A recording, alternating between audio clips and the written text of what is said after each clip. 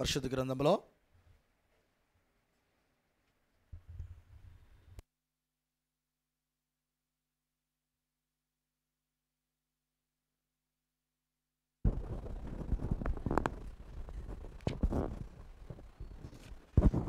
రోజులో మొదలుపెట్టినానా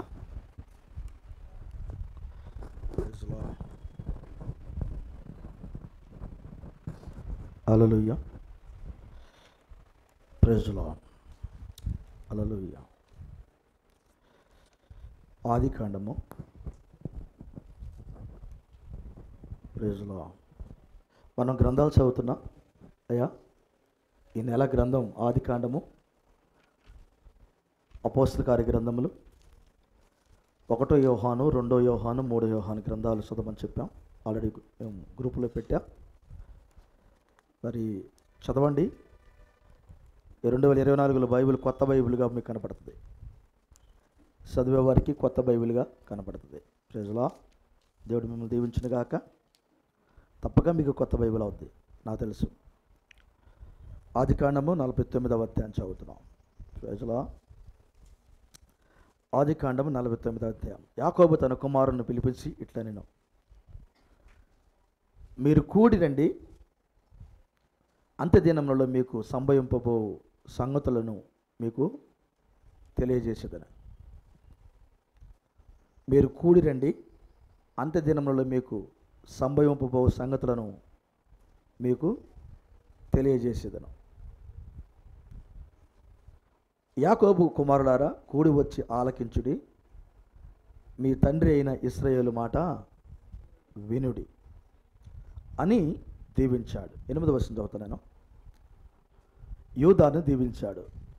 నీ సహోదరులు నిన్ను స్తుతించెదరు, నీ చెయ్యి నీ శత్రువుల మెడ మీద ఉండును, నీ తండ్రి కుమారుని ఎదుట సాగిలపడుదురు. Praise the lord. యూదా కొదమ సింహము, నా కుమారుడా, నువ్వు పట్టిన దాన్ని తిని వచ్చితివి.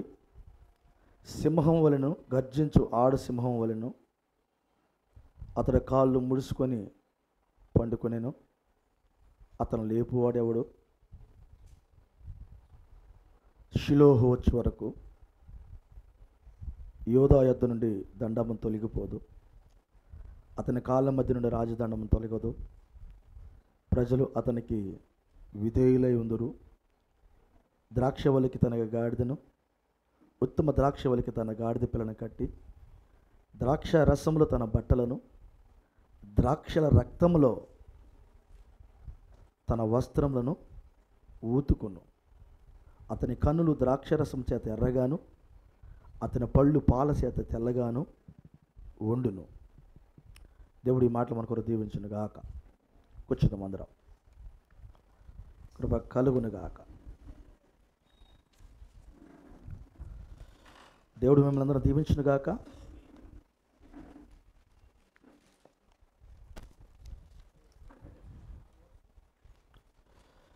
లాస్ట్ వీక్ నేను ఈ 24 పెద్దల గురించి నేను కొంచెం స్టార్ట్ చేశాను. గుర్తుందా మీకు? 24 పెద్దల గురించి మాట్లాడుకున్నాం. కొంచెం స్టార్టింగ్గా కొన్ని విషయాలు మాట్లాడుకున్నాం. ఈ 24 పెద్దల గురించి కొంచెం మీరు స్టడీ చేయాలని నేను ఆశిస్తూ ఉన్నాను. 24 పెద్దల గురించి కొంచెం స్టడీ చేయండి. ఇందులో మనం దొరుకుతాం, ఇందులో మనం కూడా ఉంటాం. ఓకేనా? Praise the Lord. హల్లెలూయా. కృప కలుగును గాక. సహోదరుడు నరసింహారావు కొత్తగా వస్తున్నారు. బ్రదరు మన స్వార్థ పనికి కొంచెం అమౌంట్ కూడా ఆయన ఇచ్చాడు. రేపు మీటింగ్కి తర్వాత మాట్లాడతా బ్రదర్ నీతో నేను ఎక్కువసేపు. లాస్ట్ వీక్ మాట్లాడదాం అనుకున్నాను, నేను మర్చిపోయాను నీతో. కృప కలుగును గాక. ఓకే, మనకు మీటింగ్స్ ఈ వారంలో ఉంది. చక్కని సేవకులు వచ్చారు, చాలా చక్కని సేవకులు, మంచి మెసేజ్లు చెబుతున్నారు. ఎవరైనా విన్నారా మొన్న ఫస్ట్ మెసేజ్? అయ్యా మగపిల్లలు ఎవరన్నా? డెన్సిల్ గారు ఒక ప్రసంగం చేశారు, సూపర్ ప్రసంగం. సింఫోనీ గురించి మాట్లాడాడు. డోలు శబ్దం మారిందని, కాలం యొక్క మార్పు గురించి చక్కగా మాట్లాడాడు. మంచి అభిషేకంతో ఉన్నాడు. ఆయన అచ్చం రాజవర్ధన్ లాగే ఉన్నాడు. చూశారు ఆయన ప్రసంగం చేసేటప్పుడు అచ్చం రాజవర్ధన్ గారు లాగే ఉన్నాడు. ఆయన బాడీ, ఆయన వైఖరి అంతా కూడా రాజవర్ధన్ గారు లాగే ఉన్నాడు. చక్కని ఒక మంచి సేవకులు వచ్చారు, ఆనందిద్దాం, దేవుని స్తోత్రం. నాకేం ఆనందం వచ్చిందంటే మా చర్చిలో కూడా ఒక కూట ఉందన్న ఆనందం అయింది నాకు. అంటే ఆ ప్రసంగం విన్న తర్వాత నాకు అలాంటి ఆనందం వేసింది. మా చర్చిలకు కూడా వస్తారు వాళ్ళు, మా మా మా పిల్లలతో కూడా మాట్లాడతారు అని ఆనందం వేసింది నాకు. ఎందుకంటే అంత అభిషేకం వాళ్ళని నేను చూశాను, దేవుని స్తోత్రం. కాబట్టి ఈ విషయాన్ని గమనించండి. ఎందుకంటే ఏవి నేర్చుకున్నాం అనేది కాదు, నేర్చుకున్నాం ఎంత కొంత, నేర్చుకోవాల్సింది చాలా ఉంది. కాబట్టి ఇప్పుడు మనం నేర్చుకోవాలి, దానికే రెడీ అవ్వాలి. ఇప్పుడు మూల మలుపులు తిరుగుతున్న సమయంలో అభిషేకం ఇప్పుడు కావాలి మనకి. పూర్తిగా పాపం పోవాలి, పూర్తిగా పాపం అనేది తుప్పురాలనేది రాలిపోవాలి. అసలు లోపల పాపం ఉండకూడదు. ఇక ఆ పాపం అంతా పోయినప్పుడే అసలు ఏది ఉండకూడదు. వ్యసనం ఉండకూడదు, అసూయ ఉండకూడదు, కుళ్ళు ఉండకూడదు, కక్షలు ఉండకూడదు, భేదాలు ఉండకూడదు. ఇవన్నీ చిన్న చిన్నగా కనపడతాయి, పెద్ద పెద్ద ఆమలాలు అన్నాడు, విష ఆమలాలు అన్నాడు. అసలు ఏం ఉండకూడదు లోపల. ఒకవేళ ఉంటాయి, అందరికీ ఉంటాయి. వాక్యం ఏం చేస్తుందంటే అవన్నిటిని కడిగిద్ది, శుద్ధి చేస్తుంది. వాక్యం లేకుండా ఎవరికి ఉండవు. ప్రైజ్లా. ఇప్పుడు మనలను సువర్ణముగా మారుస్తున్నాడు అన్నాడు. ఎప్పుడు? సువర్ణం వాక్యం. వాక్యం లోపలికి వచ్చినప్పుడు మనం మారుతాం, సువర్ణంగా మారుతాం. అంటే అంతకుముందు ఎలా ఉన్నాం మనం? సువర్ణం కాదు కదా. వాక్యం వచ్చిన తర్వాత మారుస్తుంది సువర్ణంగా. కాబట్టి మనమందరం పాపలమే. అనేక వ్యసనాలు మన లోపల ఉన్నాయి. వాటన్నిటినీ బయటికి పారదోలేది దేవుని వాక్యం. కృప కలుగునుగాక. హల్లెలూయా. కాబట్టి మనము ఈరోజు వినాల్సిన మెసేజ్లు ఏంటంటే, దేవుని స్తోత్రం, నా ఉద్దేశం ఏంటంటే, పాస్టర్ గారు ఇంకా పాపం ఎట్టు జయించాలి చెప్పవా పాస్టర్ గారు? ఆ శోధనలు ఈ శోధనలు జయించలేకపోతున్నాను పాస్టర్ గారు. అది కాదు ఈరోజు నువ్వు మా దగ్గర ఆశించాల్సిన ప్రసంగాలు. నేను నిన్న వాళ్ళ గురించి ఆలోచన చేస్తాను. నాకు ఒక థాట్ వచ్చింది, ఉదయమే నాకు ఒక థాట్ వచ్చింది. ఏం థాట్ వచ్చిందంటే, ప్రభు మంచి స్పీకర్లు తీసుకొచ్చావు ప్రభు అనగానే అప్పుడు నాకు ఇలాంటి ఆలోచన లేదు. స్పీకర్లు వారు కాదు, స్పీకర్ ప్రభుని యేసుక్రీస్తే. అర్థమైంది నీకు? స్పీకర్లు వాళ్ళు కాదు, స్పీకర్ ఎవరు? ప్రభు అయినా యేసుక్రీస్తే.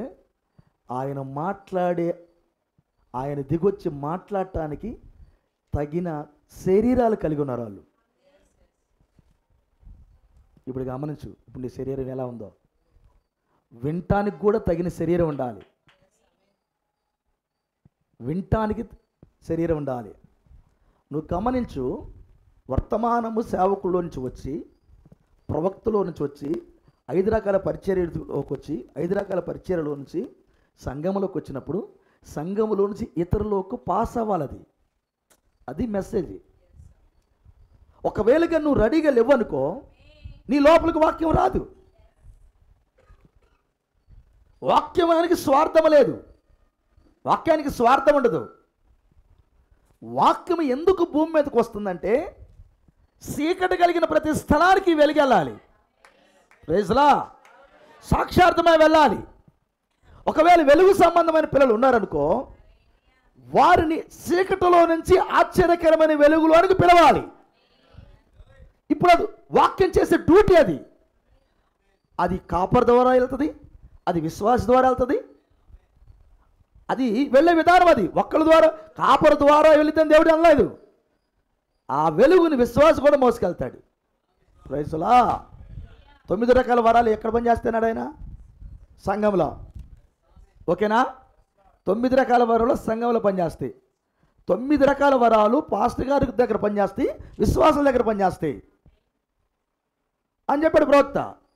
అంటే వరములను రిలీజ్ చేసే అభిషేకం నీకుంది, స్వస్థపరిచే అభిషేకం నీకుంది, అద్భుతాలు చేసే వరము విశ్వాసం కూడా ఉందన్నాడు ఆయన. ఆ అభిషేకం వచ్చిన తర్వాత స్థానంలో నిలబడాలి. అబ్బా, నీకు ఆ అభిషేకం వచ్చిందనుకో, సంఘ సేవకుడు సేవకుడు అయిపోతాడు. కానీ ఎంటెంఎస్ఐడు సేవకుడు కాడు. ఎంటెంఎస్ఐడు స్థానానికి వస్తాడు. అది రావాలి, కూర్చో. ప్లీజ్లా ఎంటెంఎస్ఐలు స్థానానికి వస్తారు. అదే డినామినేషన్ అనుకో, వారికి ఒక స్వస్థతపరిచే వరం ఉందనుకో, నువ్వు సేవకుడు అంటారు వాళ్ళని. ఒక అద్భుతం చేసే వరం ఉందనుకో, వాడికి సేవకుడురా నువ్వు అంటాడు. భాషలో మాట్లాడుతున్నాడు అనుకో, భాషలో ఎవరికోతే నువ్వు సేవకుడికి వచ్చేది, నువ్వు సేవకుడు అంటారు. అంటే ఆ వరాలు ఏది పని చేసినా సేవకుని చేస్తారు వాళ్ళు. కానీ అంటే మెసేజ్ సేవకుని చేయదు, స్థానానికి తెచ్చింది. ప్రైజ్లా, నేను స్థానంలో నిలబెట్టింది. అది వరాల ద్వారా నీ పిలుపును నిశ్చయం చేయదు మెసేజ్. అది ఆఫీస్ అన్నాడు ప్రవక్త. అది హెవెన్లీ ఆఫీస్ అన్నాడు ఆయన. పరలోకము నుంచి వచ్చుతున్న ఆఫీస్ అది. కృప కలుగునుగాక. హల్లెలూయ. తన గొర్రెలకు స్వచ్ఛమైన ఆహారం పెట్టే ఆఫీస్ అది. కృప కలుగునుగాక. కాబట్టి నేను ఆలోచన చేస్తాను అనుకున్నాను, స్పీకర్ డెంజిల్ గారు కాదు, డానియల్ మెతంగా గారు కాదు, స్పీకర్ దేవుడే. ప్రైజ్లా. ఈరోజు ఎంతగా వాక్యం ఓపెన్ చేస్తున్నాడు దేవుడు, కొద్ది కూడా ఆయన ఆపటలా, అన్ని కోణాలు వదులుతున్నాడు ఆయన.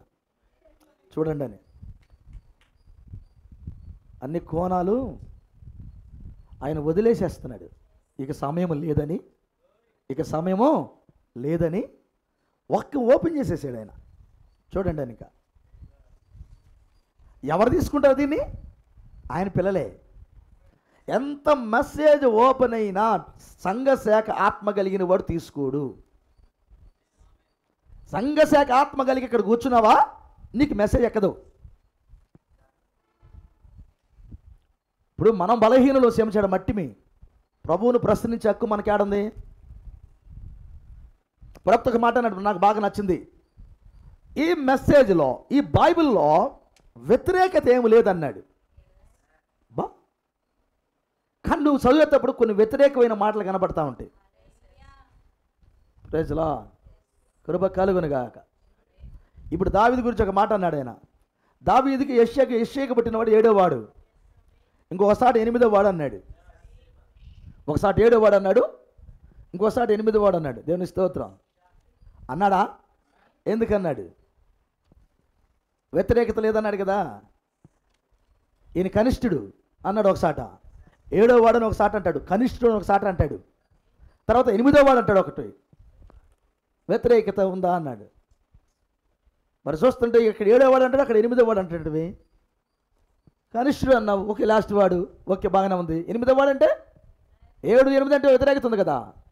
ఎస్, చదివేటప్పుడు నీకు వ్యతిరేకత ఉండేది, కానీ వ్యతిరేకత లేదన్నాడు దేవుడు. కృప కలుగునుగాక, కృప కలుగునుగాక. హల్లెలూయా. దాన్ని ఎక్కడికి పోల్చాడో తెలిసిన మనకి. కృప కలుగునుగాక. 7వ వాడనగా 7వ సంఘకాలం అది. కృప కలుగునుగాక, కృప కలుగునుగాక. Praise the Lord. 8వ వాడనగా హల్లెలూయా. మీరు గమనిస్తే అక్కడ 7వ వాడు దావీదు, 7వ వాడు దావీదు. ఇది యోధా గోత్రంలో జరుగుతుందో మర్చిపోవద్దు. Praise the lord. ఏ గోత్రంలో ఈ మాట అన్న ఆయన? యోధా గోత్రం అన్నాడు ఈ మాట. యోధా గోత్రం ఎప్పుడు యేసుక్రీస్తుదే. కృప కలుగునుగాక. యోధా గోత్రం ఎప్పుడు యేసుక్రీస్తుదే అది. అందుకని 7వ వాడుగా 7వ సంఘకాలంలో ఉన్నాడు ఆయన. 7వ సంఘకాలంలో మరొక భాగం ఉందన్నాడు ప్రవక్త. అది 8వ వాడి పాత్ర.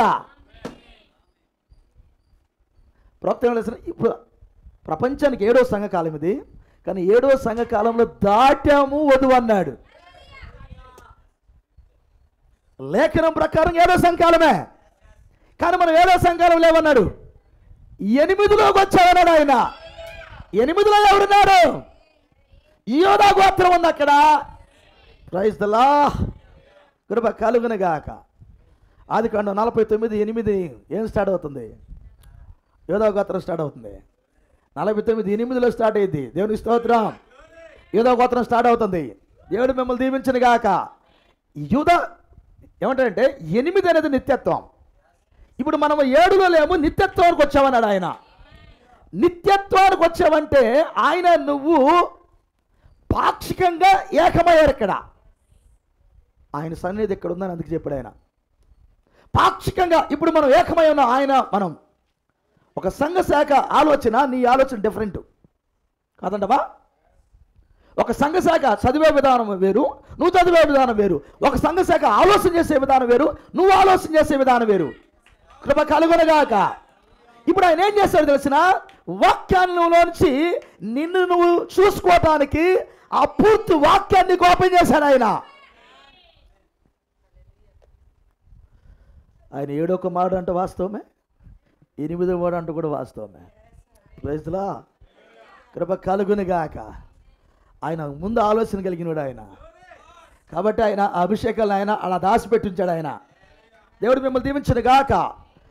ఈ 24 పెద్దల గురించి మనం మాట్లాడుకుంటున్నాం. ఓకేనా? చదువుతున్నారు ఎవరన్నా ఇంటికాడ? చదవండి అయ్యా. Praise the lord.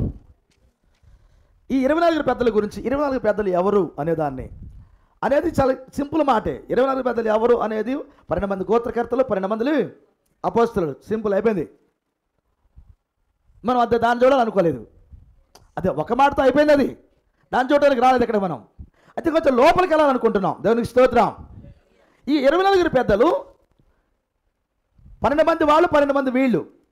ఏమాన్, మీరు ఒక్కొక్కరు చరిత్రకి వెళ్ళాలి. నేను అసలు చరిత్ర చెప్పాలనుకున్నాను. నాకు వచ్చిన ఆలోచన ఏందో తెలిసిన?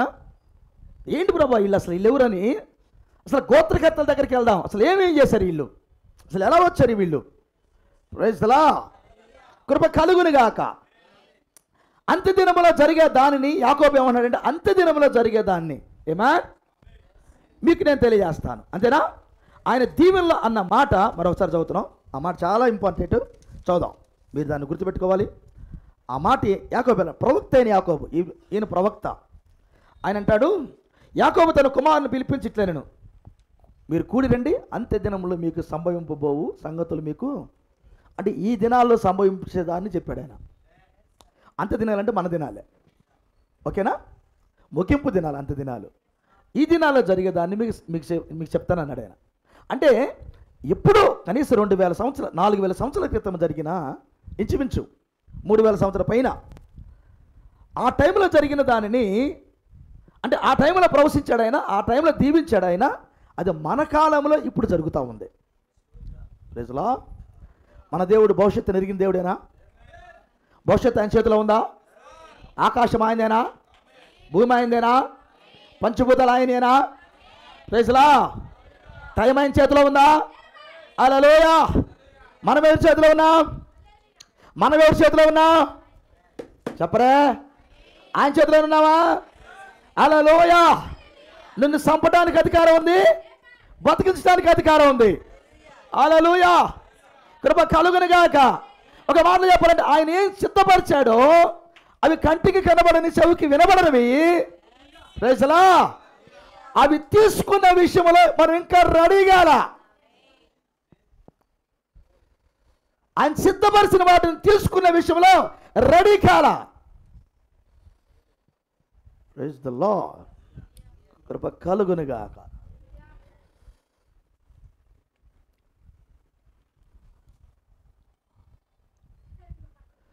ఎలా ఉందంటే నేటి భక్తి, ఒక ఆయన ఒక రోడ్లో, 1 కిలోమీటర్ రోడ్లో, దేవుని స్తోత్రం, ఆధారిని ఈదరిన కొన్ని డబ్బులు కట్టలు, కొద్ది వెండి, కొద్ది బంగారం, వజ్రాలు, ప్లాటినం, ఇలాంటి విలువైన అన్నిటిని రోడ్డు పక్కన పెట్టుకుంటూ వెళ్ళాడు. Praise the lord. కృప కలుగునుగాక. బెస్ట్ అబ్బాయికి ఇంకా చెప్తాను. ఒక అతను చెప్పాడు, ఒక డబ్బులు కట్ట తీసుకొచ్చి ఇక్కడ పెట్టాడు, ఒక 1000 రూపాయల కట్ట. బైబిల్ తీసుకొచ్చి ఇక్కడ పెట్టాడు. ఇది కావాలా, నీకు ఇది కావాలా అన్నాడు. ఆమె వచ్చింది, నాకు డబ్బులే తీసుకుంది. ఎందుకంటే నాకు ఈ డబ్బులు అయితే ఒక 2 రోజులు తినచ్చు, ఈ బైబిల్ ఎప్పుడు ఇంట్లో ఉండేదిలే అని బైబిల్ అటు పెట్టింది. ఆ డబ్బులు తీసేసుకుంది. ఓకే, ప్రైజ్లా. ఇంకొక ముసలమ్మని పిలిచాడు. అమ్మా, ఆమెను అడిగాడు, నీకేం కావాలంటే ఆమె అంది, నాకు బైబిల్ కావాలయ్యా అంది. కృప కలుగును గాక. ప్రైజ్లా. ఏమికి పెట్టింది ఒక 1000 రూపాయలు. అక్కడ ఈ బైబిల్ తీసుకుందేమా, ఈమెకు బైబిల్ ఇచ్చాడు. ఈ బైబిల్లో ఒక పేజీకి ఒక 1000 రూపాయల కాడికి పెట్టుకుంటూ వెళ్ళండి ఆయన.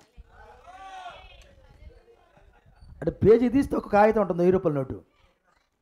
కృప కలుగును గాక. అర్థమైంది మీకు? పేజీ తీయగానే ఇంకో పేజీలో ఒక 1000 రూపాయల నోటు ఉంటుంది. ఆ పేజీ తీస్తే ఇంకో పేజీలో అసలు బైబిల్ అంతా పెట్టిండు. ఈమె పేజీ ఓపెన్ చేస్తే ఇంకో 1000 రూపాయల నోటు ఉంటుంది అక్కడ. ఇదంతా నీకే అన్నాడు. దేవుని స్తోత్రం. కృప కలుగును గాక. మనం ఏడున్నాము తెలిసిన? ఆ కంటికి కనబడేదాన్ని తీసుకున్నాము. ఇది మన శరీరాన్ని తృప్తిపరిచింది. ఇది నాకు కావాలన్నాము, తీసేసుకున్నాం. కానీ దేవుడు సిద్ధపరిచింది అది కాదు నీకు. ప్రైజ్లా. నువ్వు వేసే ప్రతి అడుగులో ఆశీర్వాదం పెట్టాడు ఆయన. నువ్వు వేసే ప్రతి అడుగులో ఆశీర్వాదం పెట్టాడు. క్రైస్తవ జీవితంలో ఎన్ని సంవత్సరాలు జీవిస్తావో ప్రతి రోజు నీకు ఆశీర్వాదాన్ని సిద్ధం చేసి పెట్టాడు ఆయన. చాలామంది చేసే పొరపాటు ఏంటంటే, ఒక అడిగే ఏదో దొరికింది, అది తీసుకుని వెళ్ళిపోతారు వాళ్ళు. అక్కడ బంగారమే దొరికింది, లేకపోతే వెండే దొరికింది, లేకపోతే వజ్రమే దొరికింది, అది తీసుకుంటే వెళ్ళిపోతారు. నెక్స్ట్ స్టెప్కి రారు వాళ్ళు, అక్కడ ఆగుతారు. అలా ఆగిన ఈ డినామినేషన్లు. కానీ మెసేజ్ ఏం చెప్పింది తెలిసిన? దేవుని స్తోత్రం. నువ్వు వేసే ప్రతి అడుగుకు ఆశీర్వాదం ఉందన్నాడు. నువ్వు స్టెప్ ఈరోజు వేసావా, ఆశీర్వాదమే. నెక్స్ట్ డే అసలు నువ్వు నడిచే ప్రతి దారిలో ప్రతి అడుగుకు నీకు అన్ని సిద్ధపరిచి పెట్టాడు దేవుడు. ఇది మెసేజ్. ఆగకూడదు అని పెట్టాడు దేవుడు. తెలుసులా? ఒక ఆశీర్వాదం తీసుకుని ఆగావనుకో అక్కడే ఆగిపోతావు.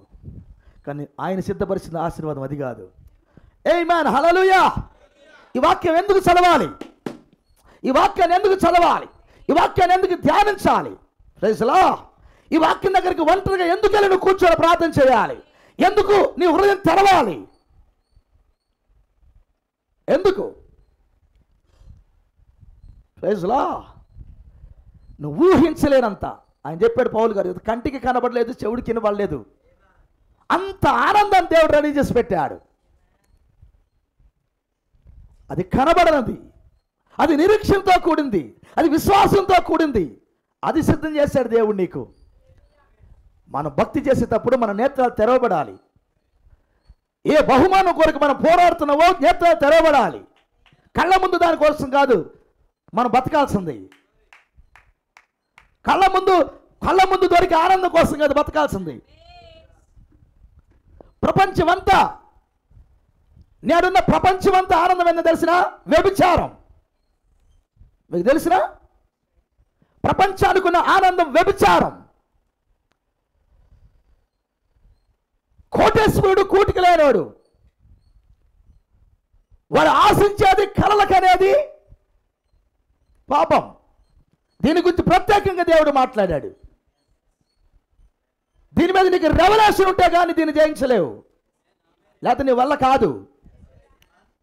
నువ్వు ఏ పాపం చేసినా ఈ పాపం కాడికి తీసుకెళ్తుంది. నువ్వు ఏ పాపం వల్ల స్టార్ట్ అవుగాక ఈ పాపం కాడికి తీసుకెళ్తుంది నిన్ను.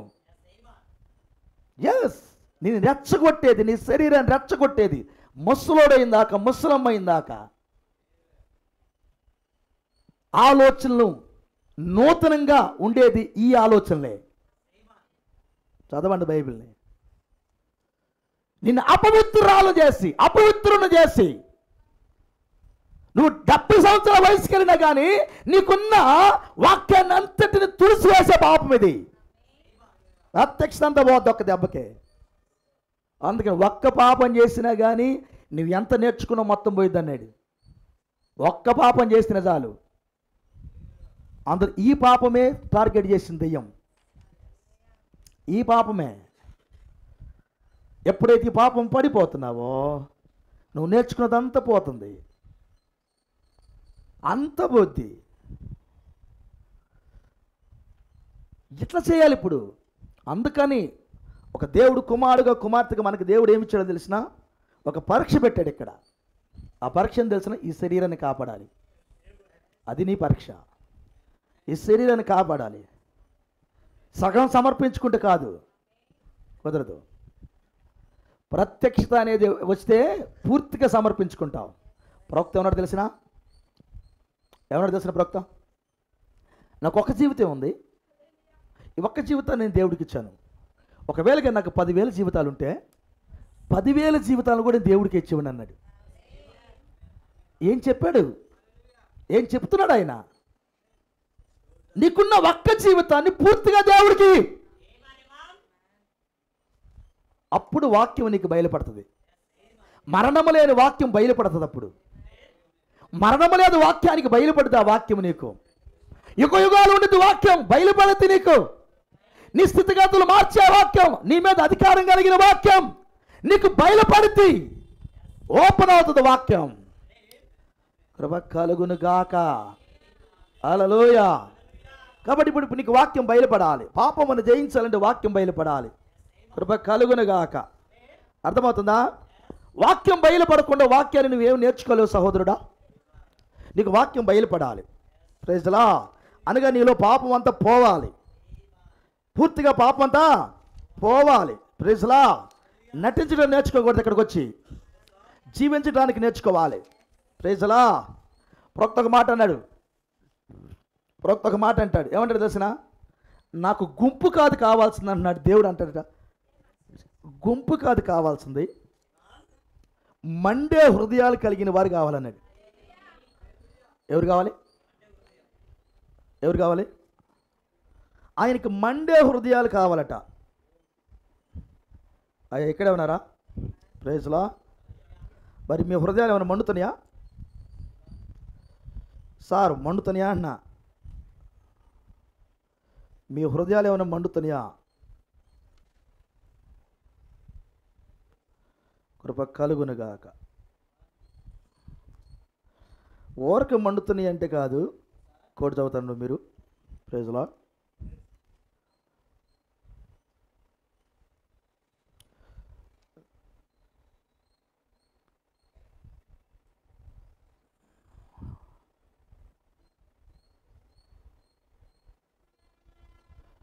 ప్రైజ్లా.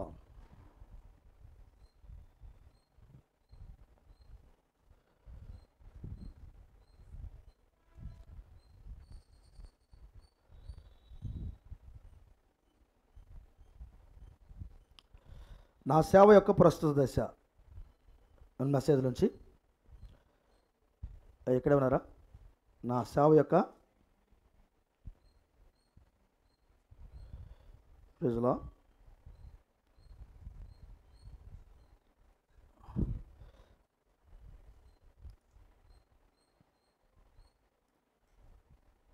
అది 62 మెసేజ్. అది 62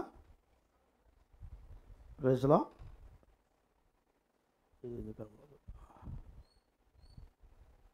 తీశారు మెసేజ్ చూడండి.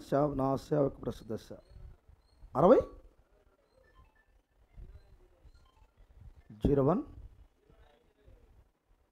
ఓకే.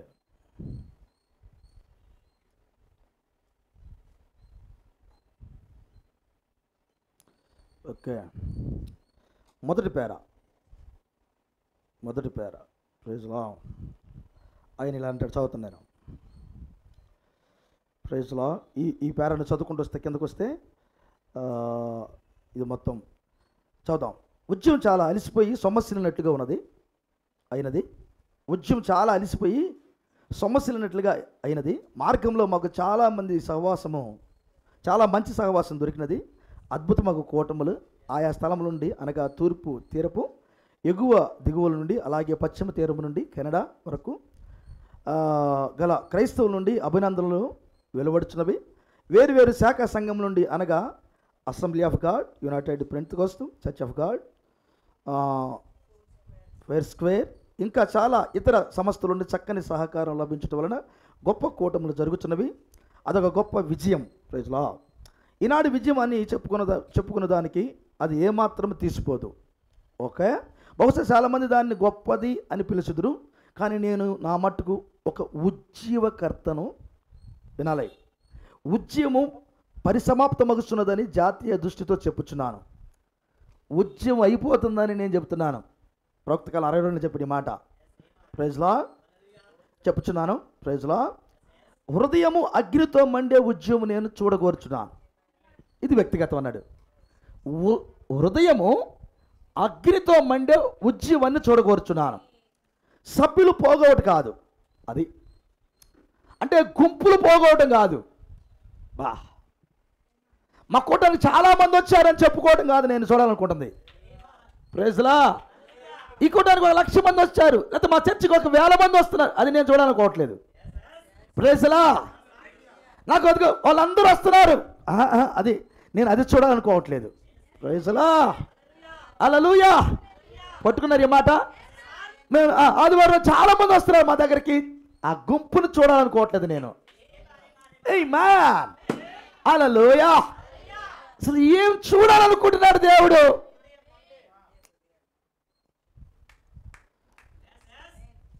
ఏమి చూడాలనుకుంటున్నాడు దేవుడు? కృప కలుగునుగాక. ఓకేనా?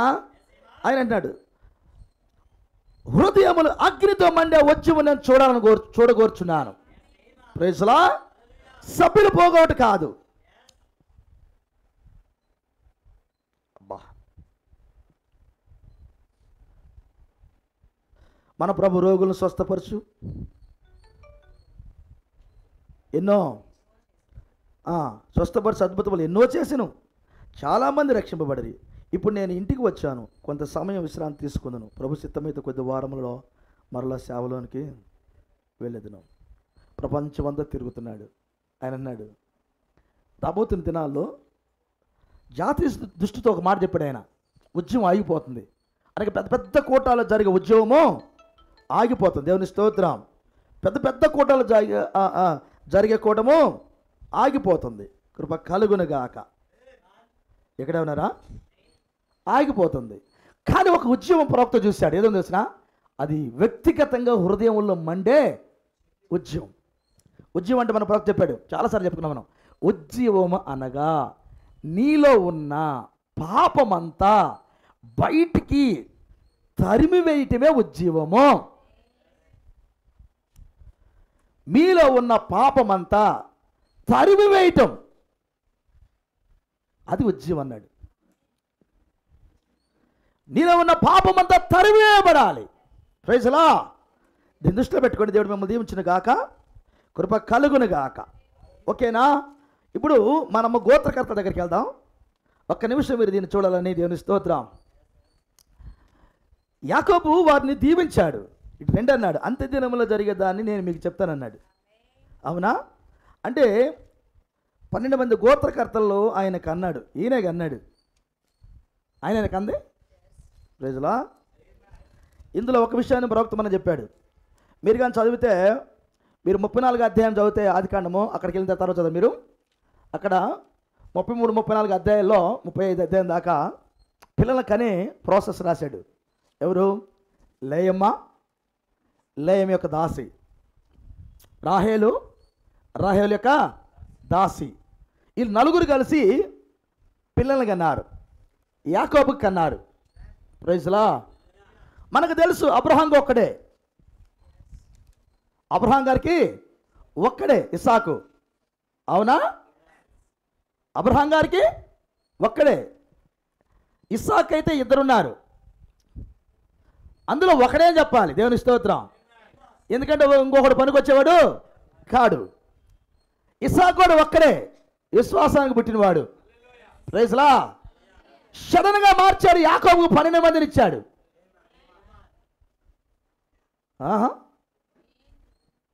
సడన్గా మార్చాడు. యాకోబుకి 12 మందిని ఇచ్చాడు. కృప కలుగునుగాక. మరలా ఆయనకి పుట్టిన వాళ్ళు ఉన్నారు కదా. దేవునికి స్తోత్రం. ఆయనకి పుట్టిన వాళ్ళు కౌంట్కి వచ్చింది ఎవరు తెలిసిన? యేసోబు వస్తున్నాడు కౌంట్కి. ఆయనకి మళ్ళా ఇద్దరే. మధ్యలో యాకోబుకు 12 మందిని ఇచ్చాడు. ప్రీ ప్లాన్, అది ముందు ఆలోచన దేవుడు కలిగి ఉన్నాడు. నువ్వు గమనించు. అబ్రహాం విశ్వాసము, ఇస్సాకు ప్రేమ, యాకోబు కృప. ప్రైజ్లా. ఈ 12 మందిని చిన్న కృపలో ఇచ్చాడు ఆయన. నిజమేనా? 12 మంది అపోస్తులు కూడా కృపలోనే ఉంటారు. 12 మంది అపోస్తులు కృపలోనే ఉంటారు. 12 మంది గోత్రకర్తలు కూడా కృపలోనే ఉంటారు. అసలు పరలోక రాజ్యంలో ఏర్పడిన సింహాసనం కృపా సింహాసనం. చుట్టూ 24 పెద్దలు కూర్చున్నది కృపలోనే. హల్లెలూయా. అక్కడికి వెళ్ళి ఆయన పక్కన కూర్చున్న భార్య కూడా కృపతోనే. ఇంక పరలోక రాజ్య పట్టణం అంతా కృపే. అందుకని అక్కడ 24 పెద్దలు వీళ్ళు సెట్ చేసేటప్పుడు కృపలో సెట్ చేశాడు ఆయన. ఎక్కడ? కృపలో సెట్ చేశాడు. అందుకని యాకోబులో పుట్టించాడు ఆయన. యాకోబు అనగా కృప. Praise the lord. ఇప్పుడు యాకోబు వాళ్ళని దీవించడానికి వచ్చాడు. దీవించే ముందుగా ఒక మాట చెప్పాలి. యాకోబు దీవించే ముందుగా ప్రవక్త అన్నాడు, ఆ తల్లులు ఆ బిడ్డలను కనేటప్పుడట ఆ నొప్పుల టైం కదా, డెలివరీ టైం, చాలా పెయిన్ వాళ్ళకి ఉండేది. అసలు వాళ్ళంతా వాళ్ళ స్థితిలో ఉండరు. అంటే వాళ్ళ యొక్క అంటే సంపూర్ణంగా ఆలోచన కలిగి ఉండరు ఆ టైంలో వాళ్ళు. అలాంటి స్థితి డెలివరీ టైం అంటే. అలాంటి టైంలో వాళ్ళు పలికారన్నాడు. ఎలా పలుకుంటారు అన్నాడు ప్రవక్త అన్నాడు. ఎలా పలికారంటే గొనుగుతున్నారట. ఎట? బిడ్డను కానీ గొనుగుతున్నారట. గొనగటం అంటే ఏంది? అట వచ్చినారు మాటలు. గొనుగుతున్నారట వాళ్ళు. గొనిగి ఆ బిడ్డకు పేరు పెడుతున్నారట. కానీ ఆ బిడ్డకు పేరు పెడుతున్నారు. దీన్ని ప్రస్తావన చేసే ప్రవక్త ఎన్నిసార్లు చెప్పుకున్నాం మనం. ఆ బిడ్డకు పేరు పెడుతుంది ఆమె, కనగా నా బిడ్డకు పేరు పెడుతుంది. ఆమేన్. వాళ్ళ భవిష్యత్తు విషయాలను చూస్తూ పెడుతుందంట ఆమె కూడా. హల్లెలూయా. ఈ కన్నవారు ఏమో పేర్లు పెట్టారు. దేవునికి స్తోత్రం. కన్నవారు పేర్లు పెట్టారు. ఆ స్త్రీలు పేర్లు పెడతా ఉన్నారు. దేవునికి స్తోత్రం. ఆ తర్వాత కొన్ని పేర్లు యాకోబు స్థిరపరిచాడు, మనకు తెలుసు. ఇది కాదమ్మా ఇదని ఆయన పెట్టడం కూడా జరిగింది. అయితే వీళ్ళందరినీ యాకోబు అయితే దీవించాడు. అంత్య దినములలో మీకు సంభవింపబోదానని మీకు తెలియజేస్తానని చెప్పాడు ఆయన. ఆయన చెప్పి వాళ్ళందరిని పిలిచి అందరిని దీవించాడు. Praise the Lord. అందరిని దీవించాడు. ఓకేనా? అంటే ఇప్పుడు దీవించేటప్పుడు యేసోబు ఒక్కడే ఉన్నాడు. ఇంకా యేసోబుకి పిల్లలు ఉన్నారు ఇక్కడే, కానీ వాళ్ళ పిల్లలు ఎక్కడ దీవించలా. ఓకేనా? ఇక్కడ యేసోబును మాత్రమే దీవించాడు. కృప కలుగునుగాక. అంతేనా? యేసోబును మాత్రమే దీవించాడు. ఆమేన్. కృప కలుగునుగాక. కానీ దీవించే ముందుకు ఒక మాట అన్నాడు ఆయన. అయ్యా నీకు ఒక 2 పిల్లలు ఉన్నారు, ఆ పిల్లలు నా పిల్లలేనా అబ్బాయి అన్నాడు కదా. యాకోబు నీకు 2 పిల్లలు ఉన్నారని జోసెఫ్తో మాట్లాడినప్పుడు ఈ 2 పిల్లలు నా పిల్లలేనయ్యా అన్నాడు. కానీ దీవించేటప్పుడు మాత్రము 12 మందిని ఏళ్ళే దీవించాడు. కానీ ఈ దీవించే ముందుగా చెబుతాడు, నీకు ఒక 2 పిల్లలు ఉన్నారు, ఇది నీ పిల్లలు కాదు నా పిల్లలే అన్నాడు ఆయన. అంటే ఈయనకు 12 మంది పిల్లలు అయితే 2 కలుపుకున్నాడు ఆయన, 14 మంది అయ్యారు. దేవునికి స్తోత్రం. కృప కలుగునుగాక. హల్లెలూయా. చాలా ఇంట్రెస్ట్గా ఉంటాయి ఈ యొక్క ఈ గోత్రకర్తల యొక్క విషయాలు. దేవునికి స్తోత్రం. ఇది కొంచెం నేర్చుకోవాలి మనం. ఇప్పుడు ఆయన 12 మంది గోత్రకర్తలు తీసుకున్నాడు. ఈ 12 మంది యొక్క పేర్లు కొంచెం మారటం జరుగుతుంది మనకి. పోయిన వారం మనం మాట్లాడుకున్నాం కదా, మారుతూ ఉన్నాయి. కొంచెం ముందుకెళ్ళగానే జోసెఫ్ గోత్రంలో నుంచి మనష్షే, ఎఫ్రాయిం కలిశారు. ఓకేనా? వాళ్ళు ఇరువురు కలిశారు. కృప కలుగునుగాక. వాళ్ళిద్దరు యాడ్ అయ్యారు. ఈ యాడ్ అయిన పేరులతో అరణ్యముల మందసాన్ని అంటే అప్రత్యక్ష గుడారాన్ని కాసేదానికి కాపలాదారులో వాళ్ళ పేర్లు కూడా రాశాడా? Praise lord. పోయిన వారం చదివా నేను. కాపలాదారులు వాళ్ళ పేర్లు కూడా ఉన్నాయి. సంఖ్యాకాండం 22వ అధ్యాయంలో అక్కడ మనష్షే పేరుంది. Praise lord. ఎఫ్రాయిం పేరుంది. పడమర దిక్కులో ఉన్నారు వాళ్ళు. మనష్షే పేరుంది, ఎఫ్రాయిం బెన్యామీను పడమర దిక్కులో ఉన్నారు. ఇది సంఖ్యాకాండం 2వ అధ్యాయం 1 నుంచి 31 దాకా రాయబడి ఉంది. Praise lord. కృప కలుగునుగాక. అంటే ఇప్పుడు వారు జర్నీ చేసేటప్పుడు ఎఫ్రాయిం పేరు మనష్షే పేరు యాడ్ అయింది. ఆ 12 గోత్రకర్తలతో యాడ్ అయింది. సరే తీసేయటం పక్కన పెట్టు, తర్వాత కొన్ని మారుతా ఉంటాయి. కానీ ఏడైంది అంటే ఇప్పుడు ఎన్ని గోత్రాలు ఉన్నాయి ఆయనకి? 12 గోత్రాలు ఆడాడు ఉన్నాయి, ఒక 2 గోత్రాలు కలిసినాయి, మొత్తం ఎన్ని? 14 అయినాయి. ఒక గోత్రానికి 3 ఉన్నారు ఒకే గోత్రంలో. యోసేపు, తన కుమారుడైన మనష్షే, తన చిన్న కుమారుడైన ఎఫ్రాయిం. వీళ్ళు 3 కూడా గోత్రకర్తలు అయ్యారు. ప్రైజ్లా, కృప కలుగునుగాక. హల్లెలూయా. అయితే దేవుడు మిమ్మల్ని దీవించును గాక. ఇప్పుడు ఈ గోత్రకర్తల గురించి మనం మొత్తం వినాలి. ఏయ్ మ్యాన్, తీర్థంటే తవ్వుతుంటే వస్తుందంటారు చూడు, అట్టుంది నా పని. అది కాదు, నాడా దొరికిందని కుర్రాను కొన్నట్టుంది వ్యవహారం. కృప కలుగును గాక. ఇదేదో చిన్న మెసేజ్లో కానీ అటు పట్టుకుంటే అది చిన్న మెసేజ్ కావట్లా. ఒకటి పట్టుకుంటూ ఒకటి లాక్కెళ్తా ఉంది లోపలికి. దీన్ని చూదుకొని రా అంటుంది లోపలికి వచ్చి. ప్రైజ్లా, హల్లెలూయా. కాబట్టి దేవుని మహాకృపది అన్ని చూసేదానికి దేవుని మిమ్మల్ని దీవించిన గాక. హల్లెలూయా. ఈ 12 గోత్రకర్తల గురించి పోయిన వారం నేను కొంచెం టూకీగా మాట్లాడాను, ఓకేనా? ఇక్కడైతే ఈ సంఖ్యాకాండము 2వ అధ్యాయంలో లేవి గోత్రం ఉండదు, యోసేపు గోత్రం ఉండదు. ఎందుకు ఉండదంటే లేవి ఆల్రెడీ వాళ్ళకి సేవ ఇచ్చాడు, వాళ్ళు సేవకులుగా ఉన్నారు అక్కడ. ఆ గోత్రాన్ని సేవ చేయడం పక్కన పెట్టాడు. యోసేపు గోత్రాన్ని పక్కన పెట్టి వాళ్ళ 2 కుమారులను పెట్టాడు ఇక్కడ, అందుకని పక్కన ఉన్నారు అక్కడ. దేవుని స్తోత్రం. ఆ తర్వాత నెక్స్ట్ మనకు కనబడేది ఎక్కడంటే హాట్ టాపిక్ ఏంటంటే దేవుని స్తోత్రం, ప్రకటన గ్రంథం 7వ అధ్యాయంలో 4వ అధ్యాయంకి వచ్చేసరికల్లా ఇక్కడ దాను ఎఫ్రాయిం ఉండరు.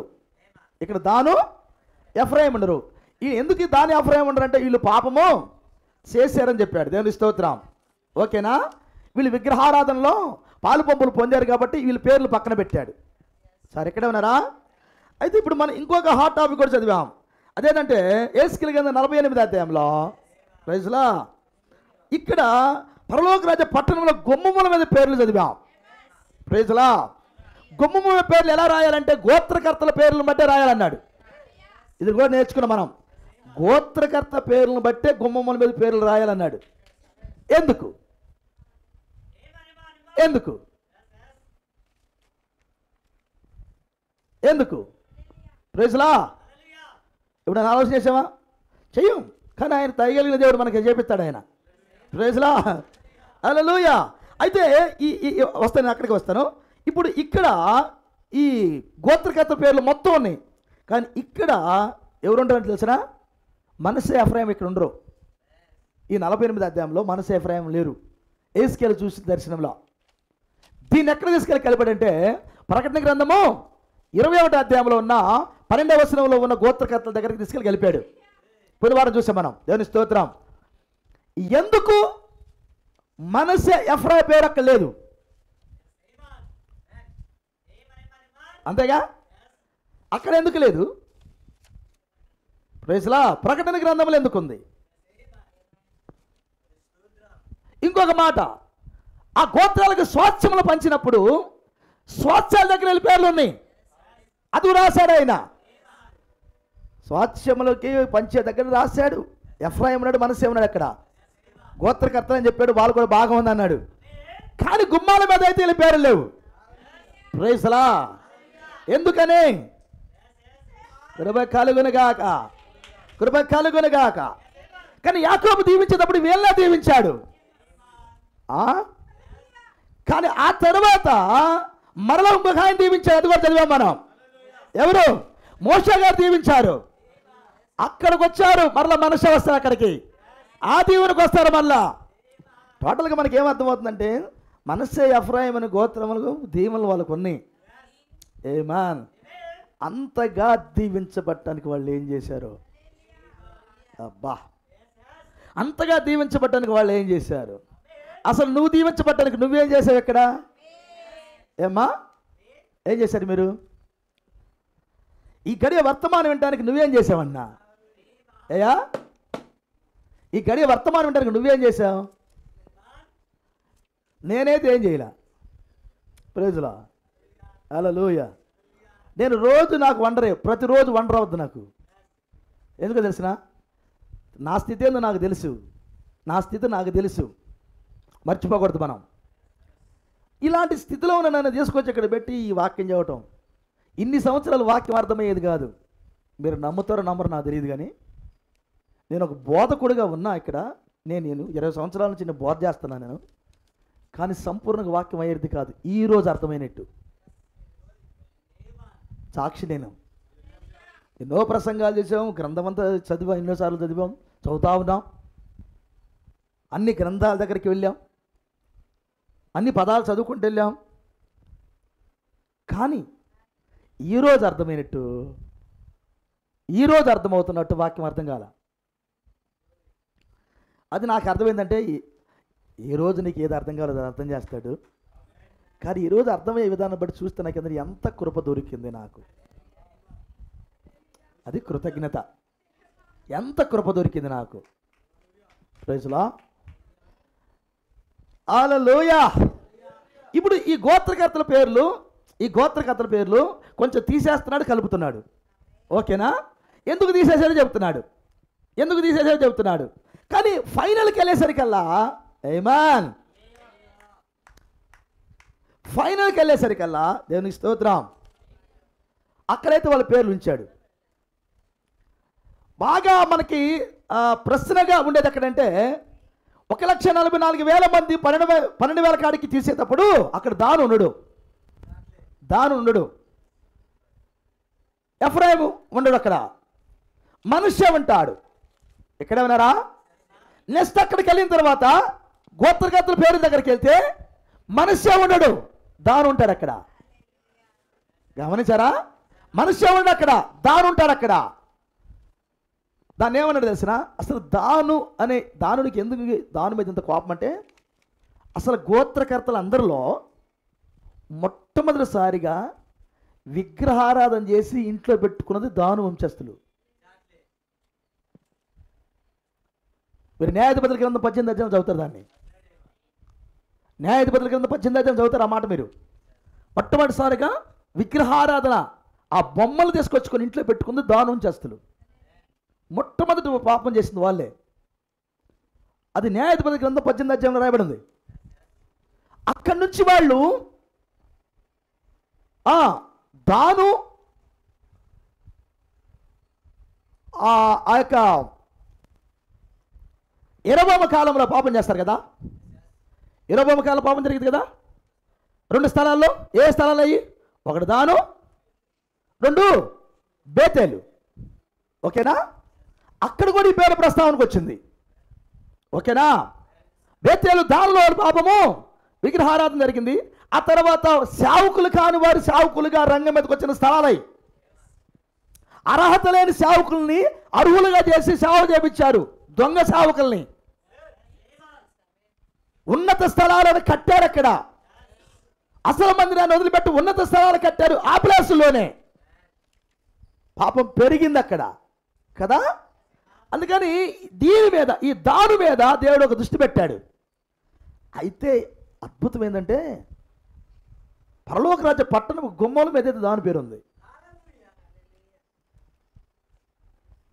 ఎట్లా? పరలోక రాజ్య గుమ్మముల మీద దాని పేరు ఉంది. చెప్పాడు దాని పేరు ఉందని.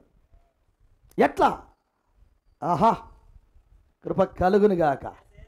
దేవుడు ఒకసారి దీవిస్తే అది ఎన్నటికీ చేపించబడదు. ఎన్నడూ ఆ దేవుని ఎవడు తీసేయలేడు. Praise lord. ఆదికాండంలో ప్రవక్త అయిన యాకోబు గారు దీవించాడు వాళ్ళని. Praise lord. ఆదికాండంతో 49వ అధ్యాయం ఏమనుకున్నా, వాళ్ళకి సమృద్ధి అయిన శాశ్వతమైన దేవుని ఇచ్చాడు ఆయన. వారు ఎలా అవుతారో కూడా చెప్పాడు ఆయన. కానీ దీవెన అయితే శాశ్వతంగానే ఉంది. Praise Lord. మీరు ఇంకొక మాట కూడా జ్ఞాపకం చేస్తాను. Praise Lord. మీరు నిర్గమకాండం, లేవీకాండానికి వెళ్ళిన తర్వాత, ఏడవనారా? లేవీకాండానికి వెళ్ళిన తర్వాత, లేవీకాండానికి ఎప్పుడైతే మనం ఎంటర్ అవుతామో, సేవ చేసే విధానాన్ని దేవుడు లేవీకాండంలో ప్రవేశపెట్టాడు. ఓకేనా? ఒక వ్యక్తి ఎలా సేవ చేయాలి, ఒక వ్యక్తి మందిరాన్ని ఎలా సమీపించాలి, ఒక వ్యక్తి ఏ రీతిగా ఉండాలి, అవన్నీ ఆ క్రమమంతా చెప్పాడు లేవీకాండంలో. Praise the lord. బలులు ఎలా చేయాలి, ఆ క్రమం అంతా చెప్పాడు. నైవేద్యాలు ఎలా పెట్టాలి, అసలు దేవుడి దగ్గరికి ఏ అర్పణలో తీసుకురావాలి, ఎలా దేవుడు ఆనందిస్తాడు, ఆ అర్పణలన్నిటిని చెప్పాడు. ఆ లోపలికి వచ్చే విధానము చెప్పాడు. అక్కడ ఉండే సేవకుల సంగతి కూడా చెప్పాడు. ప్రైజ్లా. లేవికి ఉన్నారు. లేవి ఒక్కరే సేవ చేయలేదు. లేవి వంశం నుంచి కొంతమంది డివైడ్ చేశాడు ఆయన. ఎవరు ఏ పని చేయాలి కూడా చెప్పాడు. అది లేవి కాండంలో చెప్పాడు. కృప కలుగును గాక. అందులో ఒక శ్రేష్టమైన పని ఒకటి చెప్పాడు. అదేంటంటే యాజకుడిని పిలిచి అన్నాడు, ఈ యాజకుడికి అతను శుద్ధి చేయబడిన తర్వాత, అతని పాపముల కొరకు పాప పరిహారార్థ బలి జరిగిన తర్వాత అతనికి ఒక వస్త్రాన్ని కుట్టమన్నాడు. ఏ పోదని ఒక వస్త్రాన్ని కుట్టమన్నాడు. అన్నాడా? ఏ మ్యాన్, ఒక అంగీని కుట్టాడు. ఇప్పుడు మీకు తెలుసు అంగి, అప్పుడప్పుడు వాట్సాప్లో కూడా గ్రూపులో పెడతా ఉన్నాం అంగి ఎలా ఉంటుందని. ప్రైజ్లా. ఒక అంగీని కుట్టాడు. ఆ అంగీ కుట్టిన తర్వాత ఆ అంగీ మీద దేవునికి స్తోత్రం చాలా ఉన్నాయి మనం చెప్పాల్సిన అక్కడని, అవన్నిటిని పెట్టాడు. ఆయనకు ఒక ఆ అంగీ మీద ప్రత్యేకంగా నేను చెప్పలేను కానీ ఇప్పుడు తర్వాత మాట్లాడుకున్న దాని గురించి. దేవునికి స్తోత్రం. ఆ అంగీలో ఒకటి తన ఎదరు రొమ్ము మీద న్యాయ విధాన పథకం ఒకటి పెట్టమన్నాడు. అతని రొమ్ముల మీద, అతని ఎదరు రొమ్ము మీద ఉండేది అది. ఆ న్యాయ విధాన పథకము 12 రాళ్లతో చేయబడి, ప్రైజ్లా, ఆ పథకాన్ని ఊరియము తుమ్మిము కూడా అంటారు.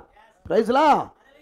ఆ 12 రాళ్లతో ఒక 12 ముత్యపు రాళ్ళు అయ్యి ఆ రాళ్ళతో తయారు చేయబడి ఒక్కొక్క రాయి మీద ఒక్కొక్క గోత్రపు పేరు రాసి, ప్రైజ్లా, ఆ యాజకుడి యొక్క పరిశుద్ధమైన వస్త్రములో ఈ 12 పేర్లు అతను గుండెల మీద ఉండేటట్టు పెట్టన్నాడు. అన్నాడా? ఎక్కడ ఉండాలి అది? ఆ ప్రధాన యాజకుని యొక్క గుండెల మీద ఉండాలి. మరొక మాట చెప్పాలంటే దేవుని స్తోత్రం, ప్రధాన యాజకుడు ఎవరో కాదు కానీ ప్రభు అయిన యేసుక్రీస్తే. ఇప్పుడు ఎక్కడుండే ఆ పేర్లు ఎక్కడున్నాయి? కృప కలుగునుగాక. ఇప్పుడు 12 పేర్లు 12 రాళ్లతో ఎక్కడున్నాయి? ప్రధాన యాజకుడు గుండెల మీద ఉన్నాయి. ఇంకొకరు రెవల్యూషన్తో మాట్లాడితే హల్లెలూయా, మన ప్రధాన యాజకుడు యేసుక్రీస్తు యొక్క గుండెల మీద కాదు కానీ గుండెల లోపల ఉంది.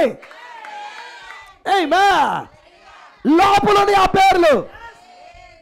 మామూలుగా లేవి కాండంలో ఏం జరిగిందంటే,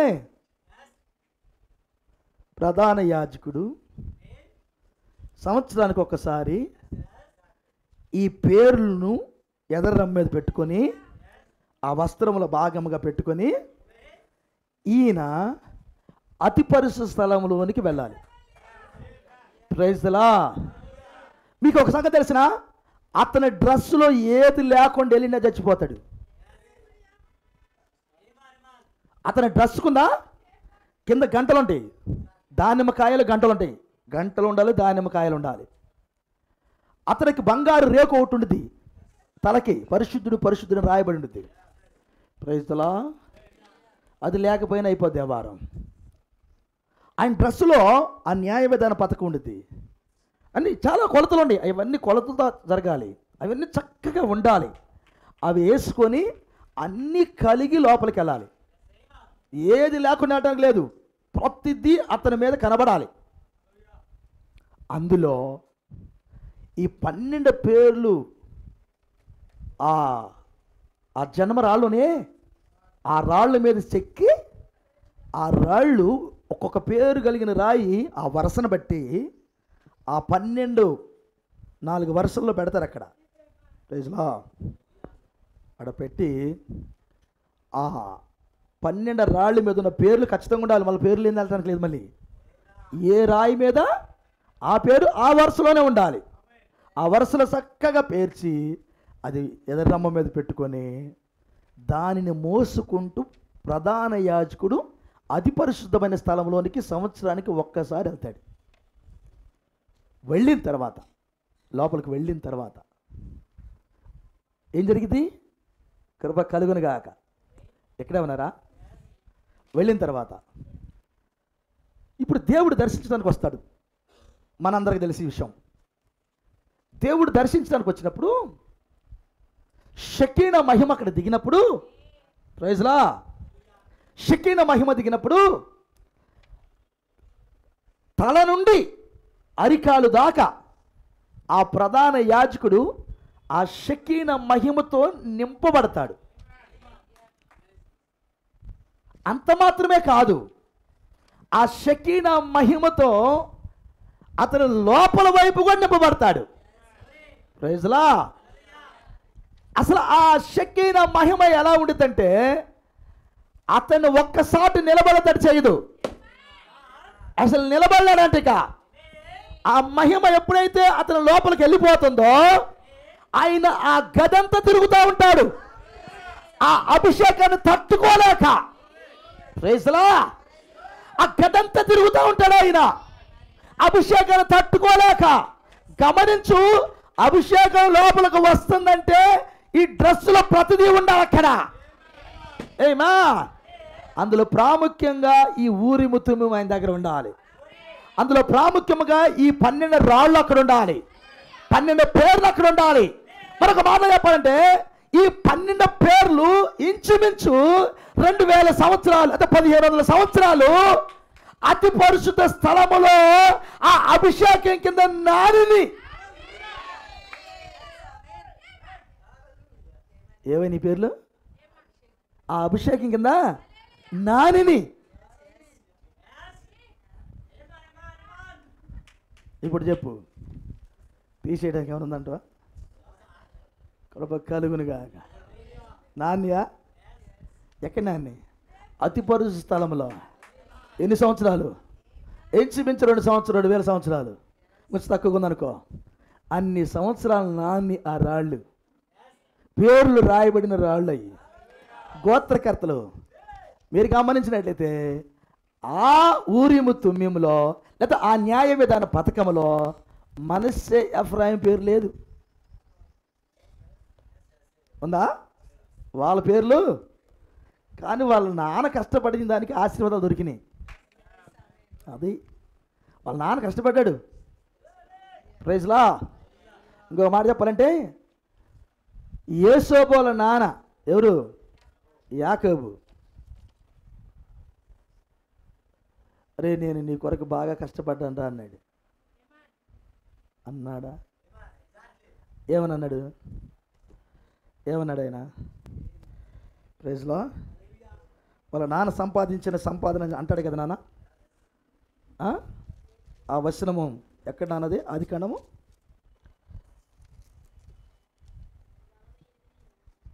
1 నిమిషం చూస్తున్నాను నాన్న.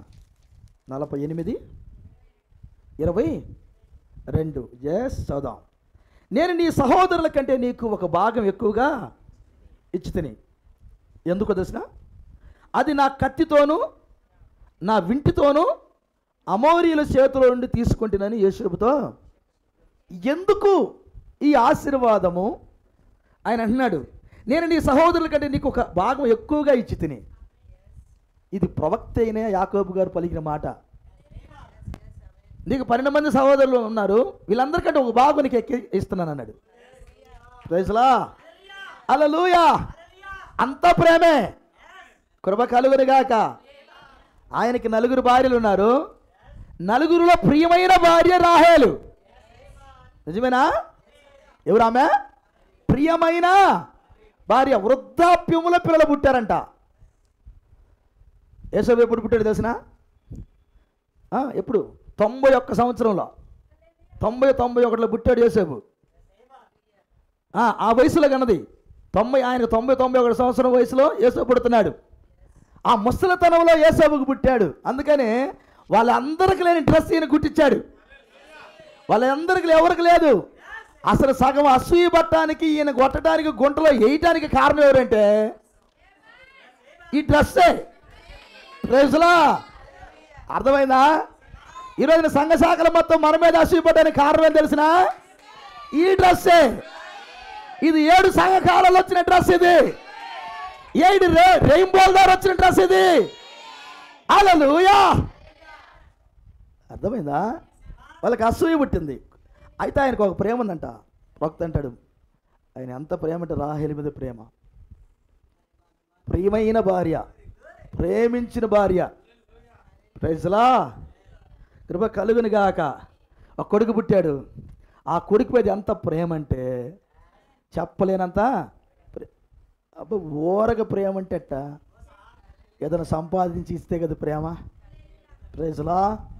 అందుకని శత్రువుల దగ్గర నుంచి ఆయన సంపాదించి ఒక భాగం ఎక్కువ ఇచ్చాడట. దీన్ని యెహోషువ కాలంలో జోసెఫ్ గోత్రకర్తలు అడుగుతారు,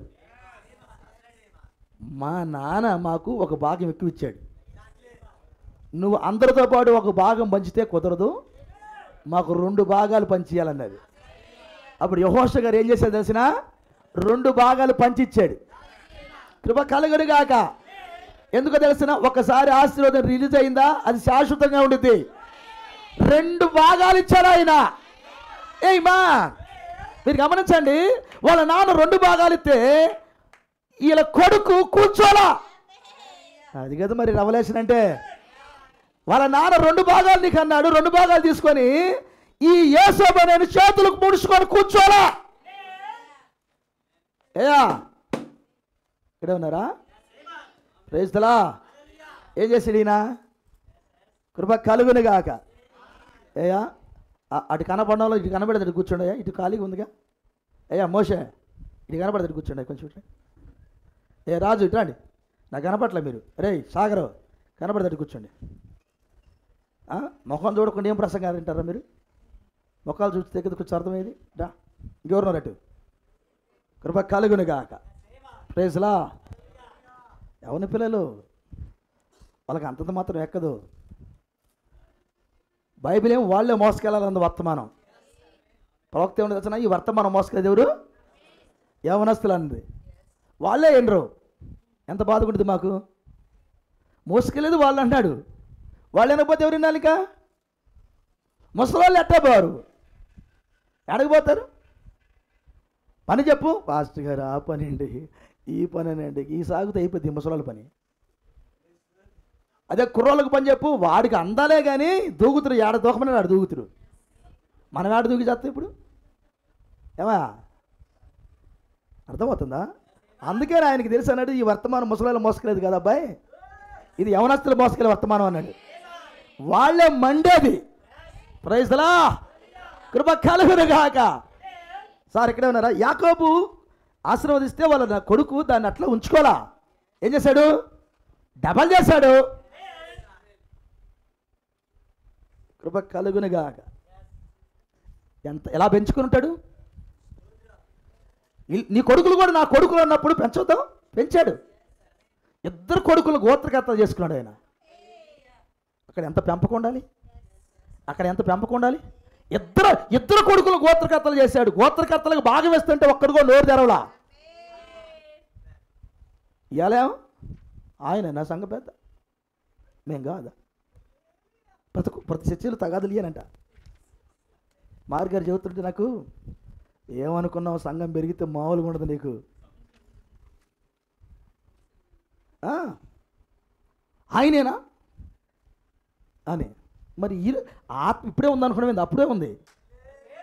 బట్ ఇప్పుడు 2 వచ్చి దీవాలను ఇస్తుంటే అదేంది?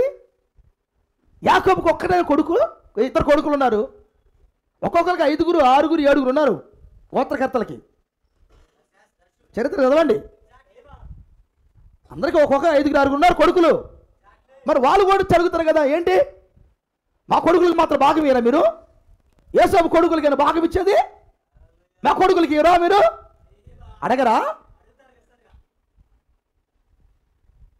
అడిగే దమ్మె ఉడికిలేదు. ఎందుకు తెలిసిన? ఈయన బతికుండగాని వీళ్ళిద్దరు కొడుకులు నా కొడుకులు అన్నాడు.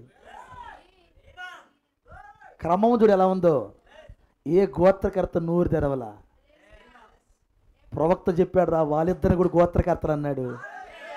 మన కొడుకులు కాదు గోత్రకర్తలేక, వాళ్ళే నోరులు మూసుకున్నారంతే. యోధా కొడుకులు ఉన్నారు, అతను రూబేను కొడుకులు ఉన్నారు, రూబేన్ తర్వాత పుట్టిన సిమియోను కొడుకులు ఉన్నారు, లేవి కొడుకులు ఉన్నారు. ఎక్కువగానే ఉన్నారు కొడుకులు. ఎవడొచ్చి కూడా పండానికి రాలా. మాకెందుకు ఇరు? వాళ్ళ కొడుకులకి ఇస్తే మాకెందుకు? మాకు లేరు కొడుకులు. మేము కూడా యాకోబు పుట్టినోళ్ళమే కదా అని అడగలేవుడు. ఎందుకో తెలిసిన, బతికుండగానే అన్నాడు, వీళ్ళిద్దరు నా కొడుకులు అన్నాడు ఆయన. Praise the Lord. నా కొడుకులు అని ఎప్పుడైతే అన్నాడో అలాగే పెరిగారు వాళ్ళు, అలాగే పెరిగారు సార్. దేవుడు మిమ్మల్ని దీవించును గాక. అయితే ఇంతవరకు అర్థమైంది మీకు? ఇప్పుడు మనము ప్రకటన గ్రంథంలో ఉన్న ఆ గుమ్మముల పేర్లు ఏవి ఎందుకు అర్థమైంది మీకు? అవన్నీ కొన్ని వందల సంవత్సరాలు నాని ఆ పేర్లు. కృప కలుగునుగాక. భౌతికంగా నాని ఏమా న్యాయ విధాన పథకంలో వాళ్ళ పేర్లు, అభిషేక స్థలంలో నాని. దేవుడు మిమ్మల్ని దీవించిన గాక. ఎక్కడే ఉన్నారా? ఇప్పుడు అట్లయితే 12 మంది అపోస్తలుల పేర్లు ఎక్కడ ఉన్నాయి? ప్రైజ్లో బైబిల్ ఏం చెప్పింది తెలిసిన? ధర్మశాస్త్రంలో ఉన్నదంతా నీడా ఛాయ. ధర్మశాస్త్రంలో ఒక ప్రధాన యాజకుడికి డ్రెస్ వేశాడు కదా, ఆ డ్రెస్ ఉందా? ఆ డ్రెస్ ఏదైతే ఉన్నదో అది నిజమైన ప్రధాన యాజకుడి డ్రెస్. అది ప్రైజ్లో ధర్మశాస్త్రంలో ఉన్న ప్రధాన యాజకుడు నీడా ఛాయ. మరి ఒరిజినల్ ప్రధాన యాజకుడు ఎవరు? ప్రభు అయినా. సింపుల్గానే అర్థమైంది. ఆ ప్రధాన యాజకుడి యొక్క డ్రెస్లో ఉన్న 12 రాళ్ళు ఏ రాళ్ళు అయ్యి? ప్రైజ్లా అక్కడ ఉన్న అసలు రాళ్ళు ఎవరు ఏంటో అపోస్తులి. కృప కలుగునుగాక, కృప కలుగునుగాక. ఆ రాళ్లకు సాదృశ్యమైన రాళ్లే ఈ రాళ్ళు. కృప ఏంటంటే ఆ రాళ్ళను ఈ రాళ్ళను 2 రాళ్ళను కూర్చోబెట్టింది అక్కడ తీసుకొచ్చి. ఇది విమోచించబడిన రాళ్ళయి. రైతులా ఇవి 12 24 సింహాసనం మీద కూర్చుండే రాళ్ళయి. కృప కలుగునుగాక. ఎక్కడే ఉన్నారా? ఒక మాట చెప్పి నేను ముగిస్తాను, ఎందుకంటే టైం అయిపోయింది కాబట్టి మనకి. ఓకేనా? నేను ఈరోజు యోధా గురించి ఒక మాట చెప్తాను అనుకున్నాను. నేను వచ్చే వారం కూడా దీన్ని చెప్తా. ఇది నాకు మరి క్లోజ్ అయ్యేటట్లేదు. ఇదంతా చూడాలని నా కోరిక పుట్టింది. దేవుని స్తోత్రం. ఇక్కడే ఉన్నారా? హల్లెలూయా.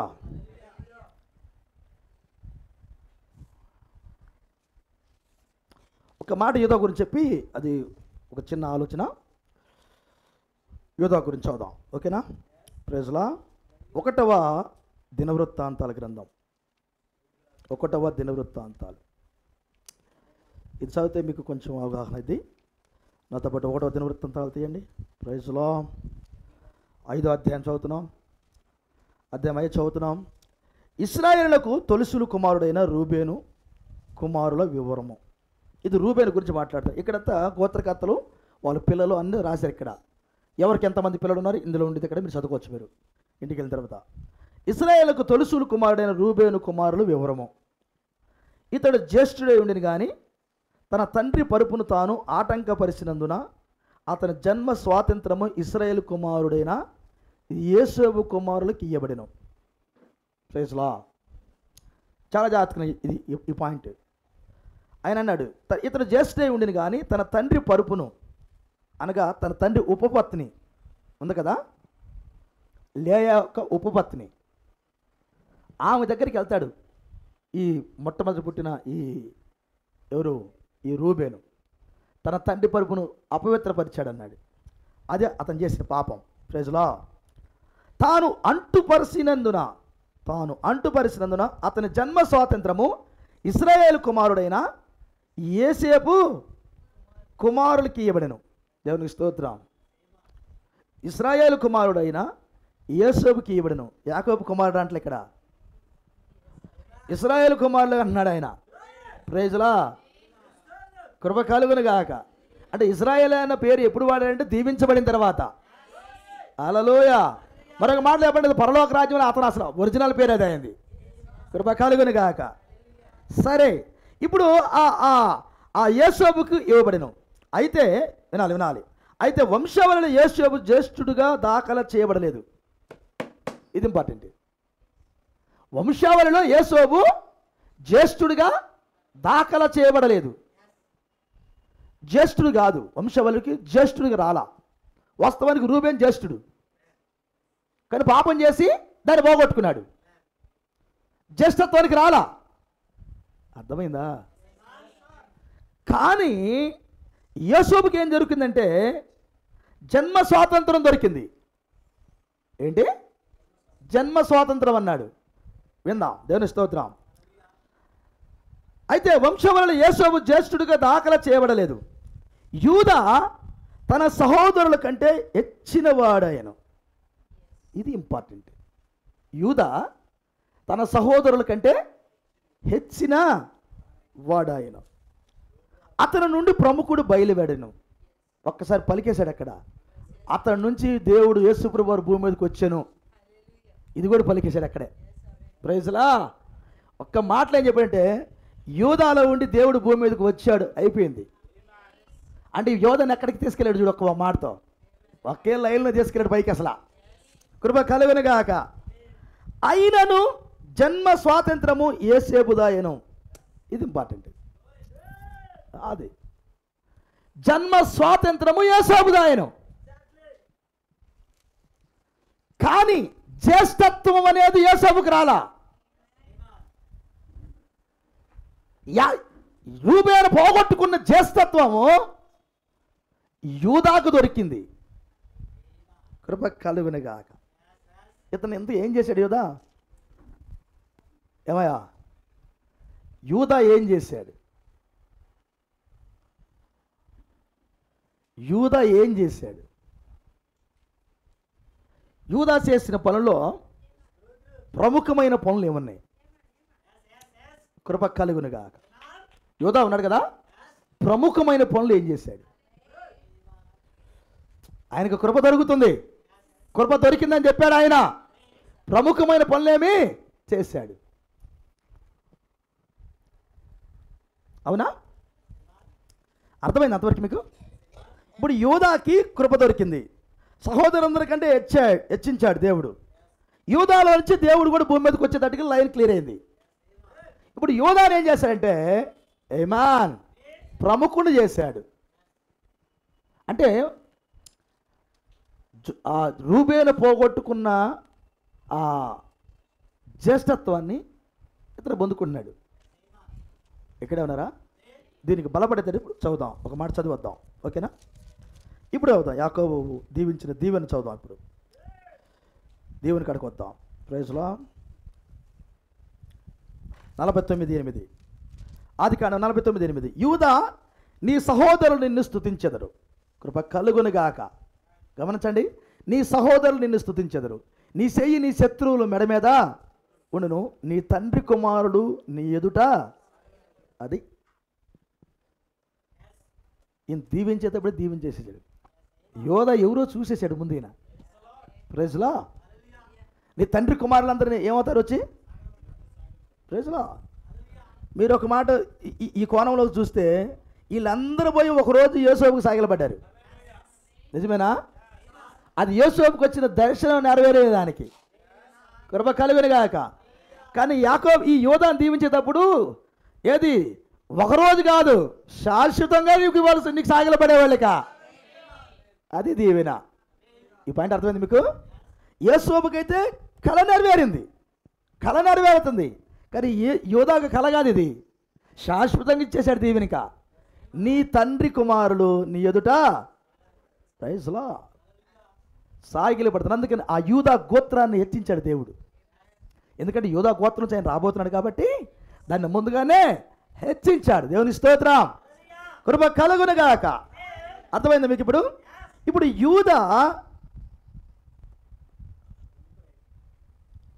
యూదా హెచ్చించబడ్డాడు. కృప కలుగునుగాక. జ్యేష్ఠత్వం అనేది ఇప్పుడు యూదాకు దొరికింది. అవునా? జ్యేష్ఠత్వం అనేది ఇప్పుడు యూదాకు దొరికింది.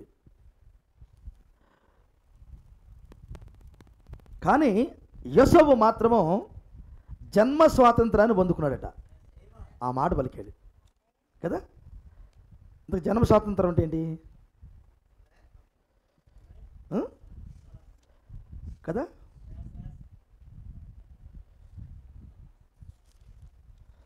జన్మ స్వాతంత్రం అంటే ఏంటి? దేవునికి స్తోత్రం.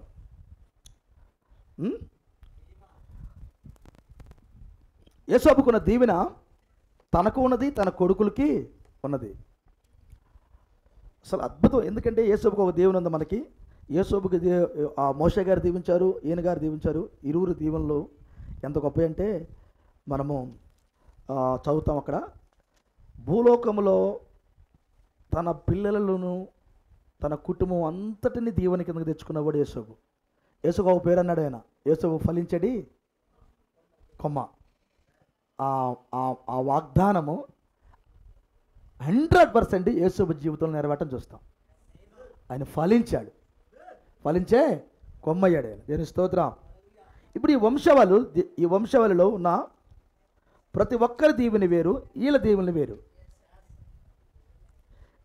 ఇందుని బట్టి మీకు ఏమర్థమవుతుంది? కృప కలుగును గాక. ఇప్పుడు యూదా అని ఒక మాట చెప్పి నేను ముగిస్తాను. మనకి ఇంకా టైం ఉంది కాబట్టి వచ్చే వారం కూడా చెప్పుకుందాం. దేవుని స్తోత్రం. నేనేక అసలు వాళ్ళ దగ్గరికి రాలా. ఎవరు అసలు వర్తకర్తలు ఉన్నారు? వీళ్ళందరూ నీడల ఛాయలో ఉన్న వాళ్ళు. వీళ్ళంతా ఒరిజినల్ వాళ్ళు ఉన్నారు ఇక్కడ. వాళ్ళ దగ్గరకు వస్తే కానీ అసలు ఉన్నది మన వారం అంతా. ప్రైజ్లా. ఇప్పుడు ఈ యూదా ఇంతగా దీవించబట్టడానికి ఈయన చేసిన పని ఏంటి అసలు? ఈ ఒక్క మాట చెప్పి ముగిస్తాను నేను. యూదా చేసిన పని ఏంటి? ప్రైజ్లా. మీరు ఎక్కడ చూస్తారంటే యూదా యేసోబుని అందరూ కొట్టి చంపేద్దాం అనుకున్నారు. కానీ సంపొద్దని సలహా ఇచ్చాడు ఒక ఆయన. సంపొద్దని సలహా ఇచ్చాడు ఒక ఆయన. ఎవరిచ్చాడు తెలిసిన? సంపొద్దు అని సలహా ఇచ్చింది ఎవరంటే రూబేను. సంపొద్దు అని సలహా ఇచ్చింది రూబేను. ఇతను ఒక గుంటలో వేయండి, అతను బతుకుతాడు అని సలహా ఇస్తాడు రూబేను. అయితే రూబేన్ అక్కడి నుంచి వెళ్తాడు వేరే పని మీద బయటికి వెళ్ళినప్పుడు. ఈయన గుంటలో పడతాడు, గుంటలో పడి చచ్చిపోడు. ఈ అబ్బాయి 17 సంవత్సరాల వయసు. ఆ టైంలో గుంటలోనే ఉంటాడు. అటు నుంచి ఇస్మాయిల్ వస్తుంటే ఆ ఇస్మాయిలు అమ్ముదామని సలహా ఇస్తారు. అమ్ముదాము అని సలహా ఇచ్చింది యూదా. సంపొద్దని సలహా ఇచ్చింది రూబేను. కొంచెం రెవల్యూషన్ ఆలోచన చేస్తే కృప కలుగును గాక. సంపొద్దని సలహా ఇచ్చింది కూడా యూదానే. ఎందుకంటే జ్యేష్ఠత్వం ఈయనకు వచ్చింది కాబట్టి. కృప కలుగును గాక అనొచ్చంటట. అసలు వాస్తవంగా సంపొద్దని సలహా ఇచ్చింది ఎవరు? రూబేను. గుంతలో పడేశారు, చచ్చిపోలా. అసలు రూబేను ఆలోచన ఏంటంటే మరలా వచ్చి నేను అతను బయటికి లాగుదాం, గుంతలో ఉన్నవాడిని లాగుదాం అనేది ఆలోచన రూబేన్ది. కానీ రూబేన్ వచ్చేలోపే ఇతను అమ్మేస్తారు. అమ్మండి అని సలహా ఇచ్చింది మాత్రం యూదా. కృప కలుగును గాక. ఆయన అక్కడికి వెళ్ళాడు, ఈజిప్ట్కి వెళ్ళాడు. ఇదంతా మీకు తెలుసు. ఆ తర్వాత దేవుడు మిమ్మల్ని దీవించును గాక. గమనించారా? వాళ్ళ నాన్న దగ్గరికి వచ్చినప్పుడు ఒక అతను అక్కడ పెడతారు. అబ్బాయి మీకు ఒక అతను ఉన్నాడు కదా, మీకు ఒక తమ్ముడు ఉన్నాడా? అది అడుగుతాడు కదా, మీ ఇంతమందేనా, మీరు కరెక్ట్ అయిన వాళ్ళేనా, మీరు వేగుల వారా అని అడిగినప్పుడు లేదు లేదు మేమందరం మంచి వాళ్ళమే, మా నాన్నకి 12 మంది కుమారుడు, ఒకడు లేడు చచ్చిపోయాడు, ఇంకొకరు ఇంటికాడు ఉన్నాడు. ఏయ్ మీరు చెప్పేది నిజమేనా? నిజమే. అట్లయితే ఆ ఒక్కడెవడవుతున్నాడు వాడిని తీసుకురండి, అప్పుడు నేను నమ్ముతాను అన్నాడు కదా. మరి వాడు వచ్చిందాకా ఇక్కడ జైల్లో ఒకడు ఉండాలన్నాడు. ప్రైజ్లా. అప్పుడు రూబేన్ అంటున్నాడు, రే నేను అప్పుడే చెప్పే కదా వాడు గొంతులో వేద్దని చెప్పాను, వాడు చంపదు, వాడిని ఈ పని చేశారు, ఇదంతా మన మీదకి వచ్చిందని రూబేన్ అంటాడు. ప్రైజ్లా. సరే ఒక అతను అంటి పెట్టుకున్నారు. ఎవరిని అంటి పెట్టుకున్నాడు? షిమియోను అంటి పెట్టుకున్నాడు. ఎందుకంటే ఈయన బహు కోపదారి. కృప కలుగును గాక. షిమియోను ఎవరు? కోపదారి. మామూలు కోపదారి కాదు. ఆ ఊరూరినే చంపొచ్చిండు ఆయన, మామూలుడా. లేవియనో ప్రైజ్లా. గమనించి షిమియోనుకి లేవికి ఇద్దరికి కోపాలు ఉండే బాగా. ఎందుకంటే వాళ్ళ చెల్లెలే అమ్మాయి దీనా. కృప కలుగును గాక. తోడ పుట్టింది. కత్తులు తీసుకొచ్చి మొత్తం వేసి వచ్చారు. హల్లెలూయా. అంటే ఒక మాట చెప్పాలంటే షిమియోనికి అంత కోపం, లేవికి కూడా అంత కోపం ఉంది. చావకి పిలిచేటప్పుడు రోసం కలిగి ఉండి పిలుస్తాడు తప్ప రోసం లేనుని పిలవడు. ప్రైజ్లా ఎట్టా మామూలు ఈ రోసం కాదు, వాక్యంలో రోసం ఉండాలి, లోబట్టంలో రోసం ఉండాలి, నేర్చుకోవడంలో రోసం ఉండాలి, తగ్గించుకోవడంలో రోసం ఉండాలి. హల్లెలూయా. క్రీస్తుని చూపించడంలో రోసం ఉండాలి. వారికి రోసం ఉంది, మేసాలు నేను తిప్పుతానేటట్ట, అది కాదు రోసం అంటే. అంటే లేవి కూడా అంత కోపం ఉందని చెప్పాడు ఆయన. కానీ కొంచెం ముందుకు వెళ్ళిన తర్వాత సిమియోను దీవించడు. ఎవరు? మోషే గారు దీవించడు. మోషే దీవించేటప్పుడు సిమియోను నేను దీవించను అన్నాడు. ఎందుకో తెలిసిన? మామూలు కోపద ఆయన, అంత సేడుకు చంపొచ్చిండు మామూలు ఆయన అని సిమియోను దీవించడు, కానీ లేవిని దీవిస్తాడు. కారణం ఏంది తెలిసిన? ఆయన అప్పుడు కోపడ్డా వెంటనే ధీరుడు అయ్యాడు. ఎందుకు తెలిసిన? ఆయన పుట్టుకతోనే ఒక అభిషేకంతో పుట్టాడు. చావుకుడిగా ఉండడానికి అభిషేకంతో పుట్టాడు ఆయన. అంటాడు ఆయన అంట తనను తాను తగ్గించుకొని నేర్చుకోగలిగాడట, వినయం కలిగి అక్కడికి వెళ్ళగలిగాడట. అందుకని మోషే గారు దీవించేశాడు ఆయన్ని. ఏ మ్యాన్. అయితే దేవుడు మిమ్మల్ని దీవించును గాక. ఎక్కడే ఉన్నారా? కృప కలుగును గాక. ఈ సిమియోను, ఈ లేవి, ఓకేనా? చూస్తాం. అయితే ఈ యూదా, దేవుని స్తోత్రం, ఆయన తీసుకెళ్ళి జైల్లో పెడతారు. యూదా ఇంటికి వస్తాడు. వస్తాడా? ఇక్కడ ఒకటి జరిగిద్ది. డాడీ డాడీ తమ్ముడిని తీసుకెళ్తాం మేము. వెళ్తే కానీ మన తమ్ముడు సిమియోను పంపరు. మనం వెళ్తే కానీ ఈయన తీసుకెళ్తే కానీ చిన్నోని తీసుకెళ్తే కానీ సిమియోను పంపరంట. ఇదిగో తమ్ముడు పంపించు, ఏదన్నా జరిగితే నా బిడ్డలు ఉన్నారు అని రూబేన్ వచ్చి మాట్లాడతాడు. ఫస్ట్ మాట్లాడితే రూబేన్ వచ్చి మాట్లాడుతూ అంటాడు, నీ మాట నేను నమ్మను. నువ్వు చంచలుడివి, దేవుని అట్టుండి చూడండి, నువ్వు చంచల మనస్తత్వం కలిగినోడివి, నేను నిన్ను నమ్మరు అన్నాడు. అప్పుడు రెండవసారి వాళ్ళ నాన్న అడిగేది యూదా అడుగుతాడు. చూడు లింక్ చూడు ఎట్ట పెట్టాడు దేవుడు. రెండోసారి వాళ్ళ డాడీని అడిగేది యూదా. ఎవరిని అడుగుతున్నాడో తెలిసిన? ఒక ప్రవక్తను అడుగుతున్నాడు. ప్రవక్తను అడగాలంటే దమ్ముండాలి. ప్రైజ్లా. రెండోసారి వెళ్ళి అంటున్నాడు డాడీ అని వివరించి మాట్లాడాడు. తమ్ముడిని తీసుకురావడానికి వివరించి మాట్లాడితే దేవునికి స్తోత్రం. అప్పుడు పంపుతాడు. అక్కడికి వెళ్ళిన తర్వాత యేసోబు వాళ్ళందరూ ఎరకాటంలో పెడతాడు. వీళ్ళందరూ ఎరకాటంలో మరలా పెడతాడు. ఇదంతా మీకు తెలుసు ఆ స్టోరీ. ఏంది? ఈసారి ఇప్పుడు సిమియోను వదులుతున్నాడు. ఏంది? వాళ్ళ తమ్ముడిని ఉంచుకునే దానికి ప్లాన్ చేసుకున్నాడు.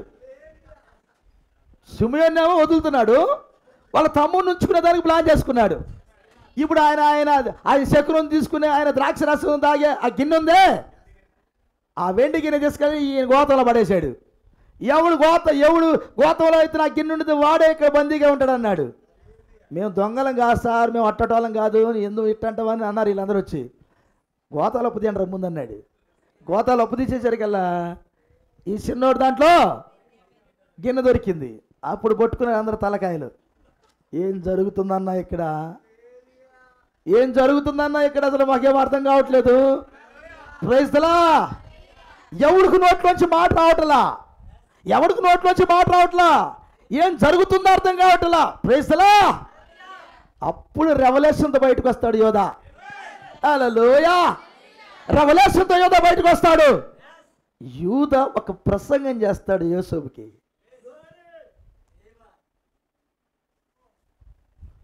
గమనించారు మీరు? యూదా ఒక ప్రసంగం చేస్తాడు యోసేపుకి. యూదా ప్రసంగం విని యోసేపు ఏడుస్తాడు. అందులో ఒక హైలైట్ మాట ఒకటి చెప్తాడు. ఏమంటాడు తెలిసిన? ఒకవేళ ఈ చిన్నోడిని కానీ మేము కానీ ఇంటికి తీసుకెళ్ళకపోతే, అయ్యా అసలు ఆ భాషకుడు బలి ఉండేది, అక్కడ చదవండి, తర్వాత ఇంటికి వెళ్ళి చదవండి. భాషకుడు బలి మాట్లాడతాడు యోధా. తీసుకెళ్ళకపోతే ఆ ముసలాయన అనగా మా నాన్న ప్రాణం ఈ చిన్న ఈయన ప్రాణం పెనవేసుకుని ఉన్నాయ్యా. ఈతను గాని కనబడకపోతే అతను చచ్చిపోతాడయ్యా అన్నాడు. హల్లెలూయా. ఇతను గాని అక్కడ కనబడకపోతే ఆ ముసలాయన చచ్చిపోతాడయ్యా. హల్లెలూయా. ఈ మాట ఏడిపించింది జోసెఫ్ని. ఈ ప్రసంగం చేసే యూదా కృప కలుగునుగాక. ఇప్పుడు గోత్రకర్తలు తీసుకున్నారంటే ఏదో వచ్చి వెళ్ళినోళ్ళు కాదు వాళ్ళు. ఈరోజు ఇక్కడికి వర్తమానం విని ఊరికి వెళ్తా నువ్వు త్యాగాలు చేస్తున్నావు. ఇక్కడ ఈడకి వర్తమానం వచ్చి ఊరికి బంగారం తీసి అక్కడ ఏంటి చిన్న విషయం అనుకున్నావేంటి నువ్వు? సినిమాలు చూడకుండా చిన్న విషయమా? వ్యభిచారం చేయకుండా చిన్న విషయమా? దొంగతనాలు చేయకుండా చిన్న విషయమా? నరహత్యలు చేయడానికి రౌడీ చర్యలతో తిరగకుండా చిన్న విషయమా? రాజకీయ నాయకుల దగ్గరికి వెళ్ళకుండా ఉంటుంది చిన్న విషయమా? అబద్ధాలు ఆడకుండా చిన్న విషయమా? అబద్ధమును అబద్ధమును ప్రేమించి జరిగించి వాడు వెలుపడి ఉంటాడు. ఈ క్రిస్మస్ పండుగ ఈస్టర్ పండుగ చేయకుండా ఉంటుంది చిన్న విషయమా? అది అబద్ధం.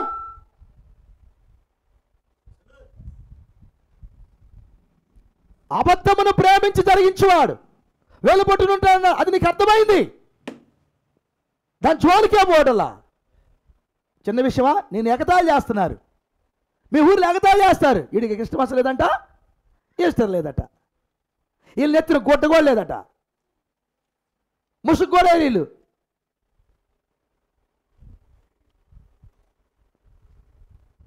ముసుగులేని సంఘం ఒకటి ఉంది. ఎక్కడ మనకు ఒక పేరుంది.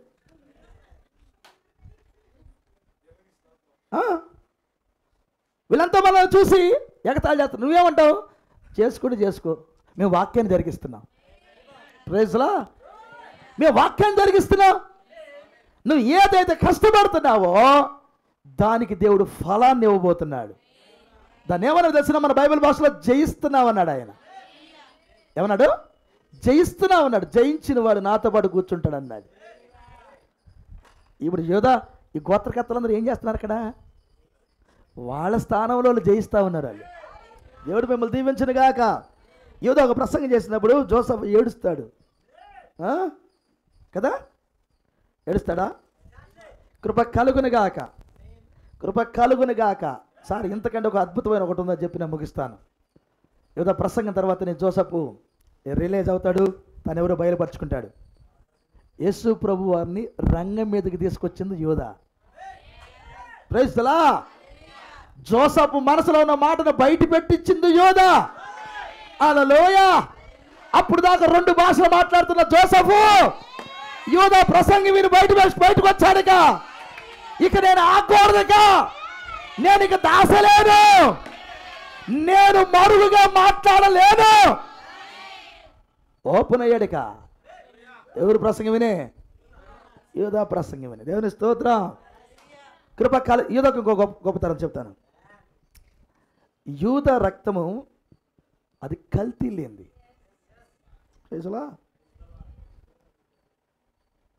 యూదా ఒక మాట అంటాడు, నాకంటే నీతిమంతురాలు నా కోళ్ళు అన్నాడు. హైలైట్ విషయం బైబిల్. ఆ తామారుని చూసి అన్నాడు, కోడలా నువ్వు నాకంటే నీతిమంతురాలు అమ్మన్నాడు. ఎందుకు అంత నీతి వచ్చింది ఆమెకి? ఎందుకు తామారికి అంత నీతి వచ్చింది? వాస్తవానికి మామ ద్వారా పిల్లలకి అంది. తామారుతో అంటున్నాడు ఆయన, నేను నీతిమంతుడే, తామారు నాకంటే నీతిమంతురాలు. ప్రైజ్లా. కృప కలుగునుగాక. యేసుప్రభువు మనతో ఒక మాట అన్నాడు, శాస్త్రుల నీతి కంటే పరిశుద్ధుల నీతి కంటే మీ నీతి అధికం కాకపోతున్నాడు. అంటే వాళ్ళ నీతి సరిపోదు, అంతకంటే ఎక్కువ నీతికి మీకు కావాలన్నాడు. కానీ యోధా నీతి సరిపోద్ది. ఆయన నాకంటే నీతిమంతురాలు నువ్వు అన్నాడు. ఎందుకో తెలుసునా? నా రక్తమును కోరుకున్నాను. యూదా వంశంలోనికి వచ్చిన ఒక కోడలే రక్తమును కోరుకుంటే యోధాకి ఏ రావాల్సి ఉందిక?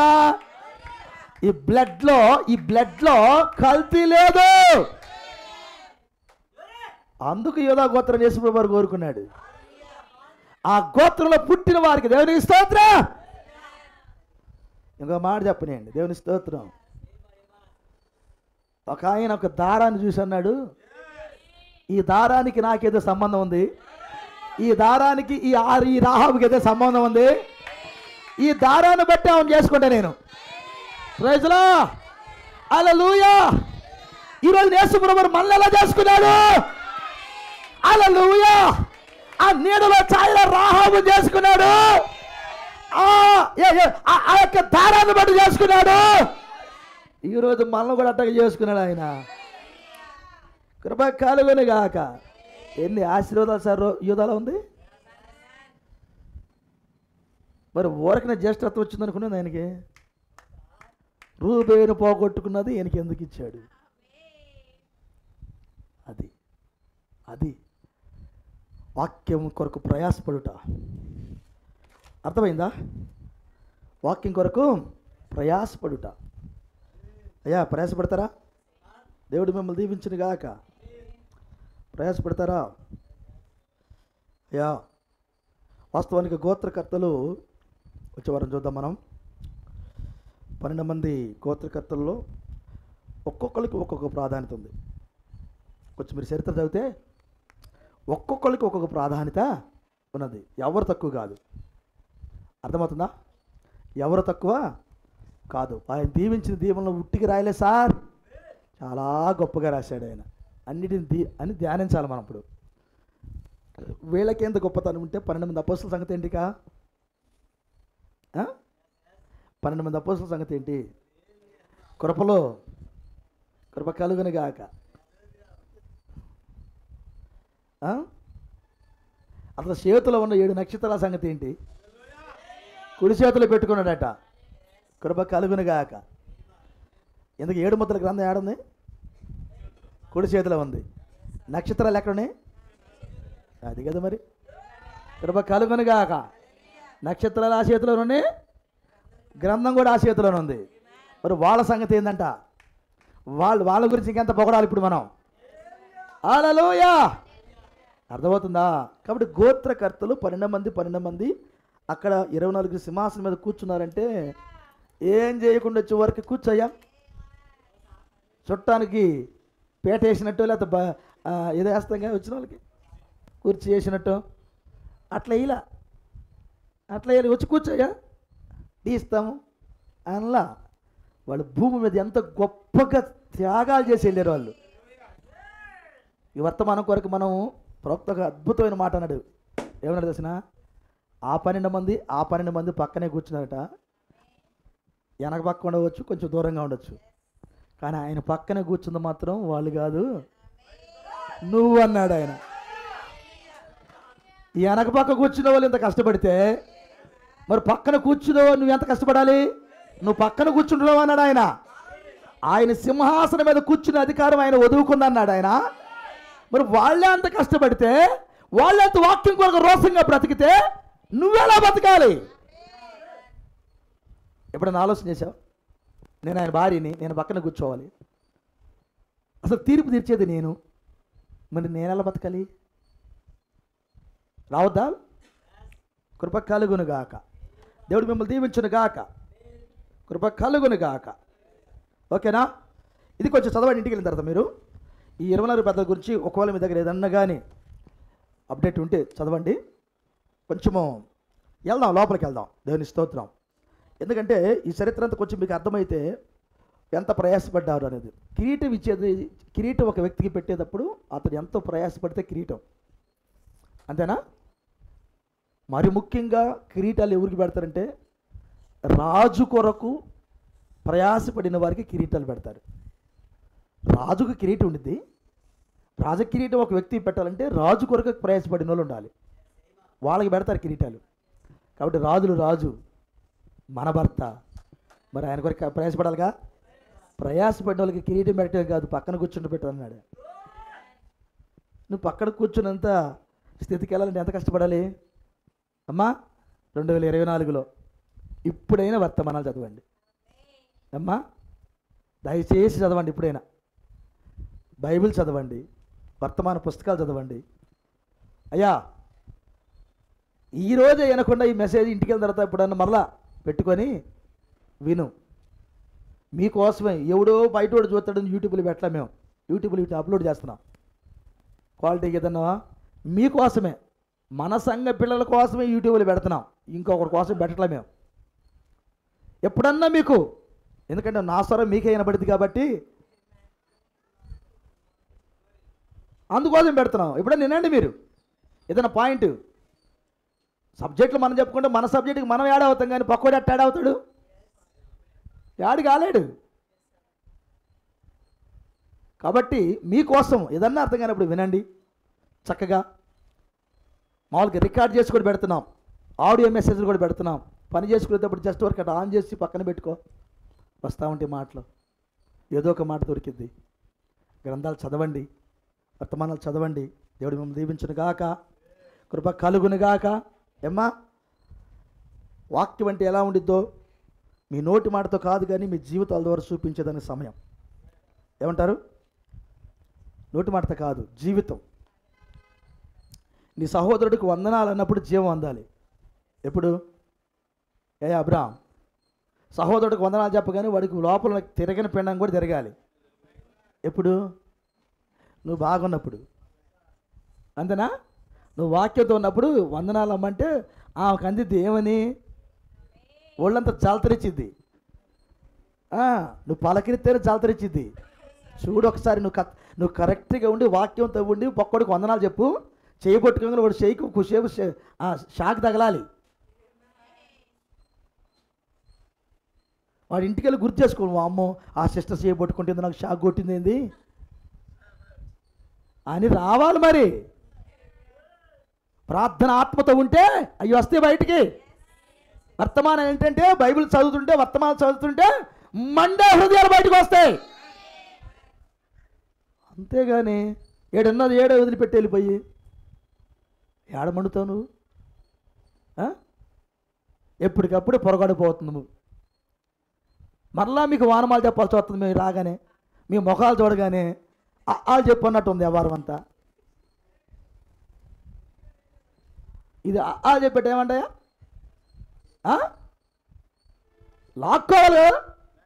లాక్కోవాలి కదా. మూడో ఇడిపు అంటే ఏంది? 66 గ్రంథాలు లాక్కుంటా ఉండాలి. కృప కలుగును గాక. దేవుడు మిమ్మల్ని దీవించును గాక. తల ఉంచుదాం మనం అందరం, తల ఉంచుదాం అందరం.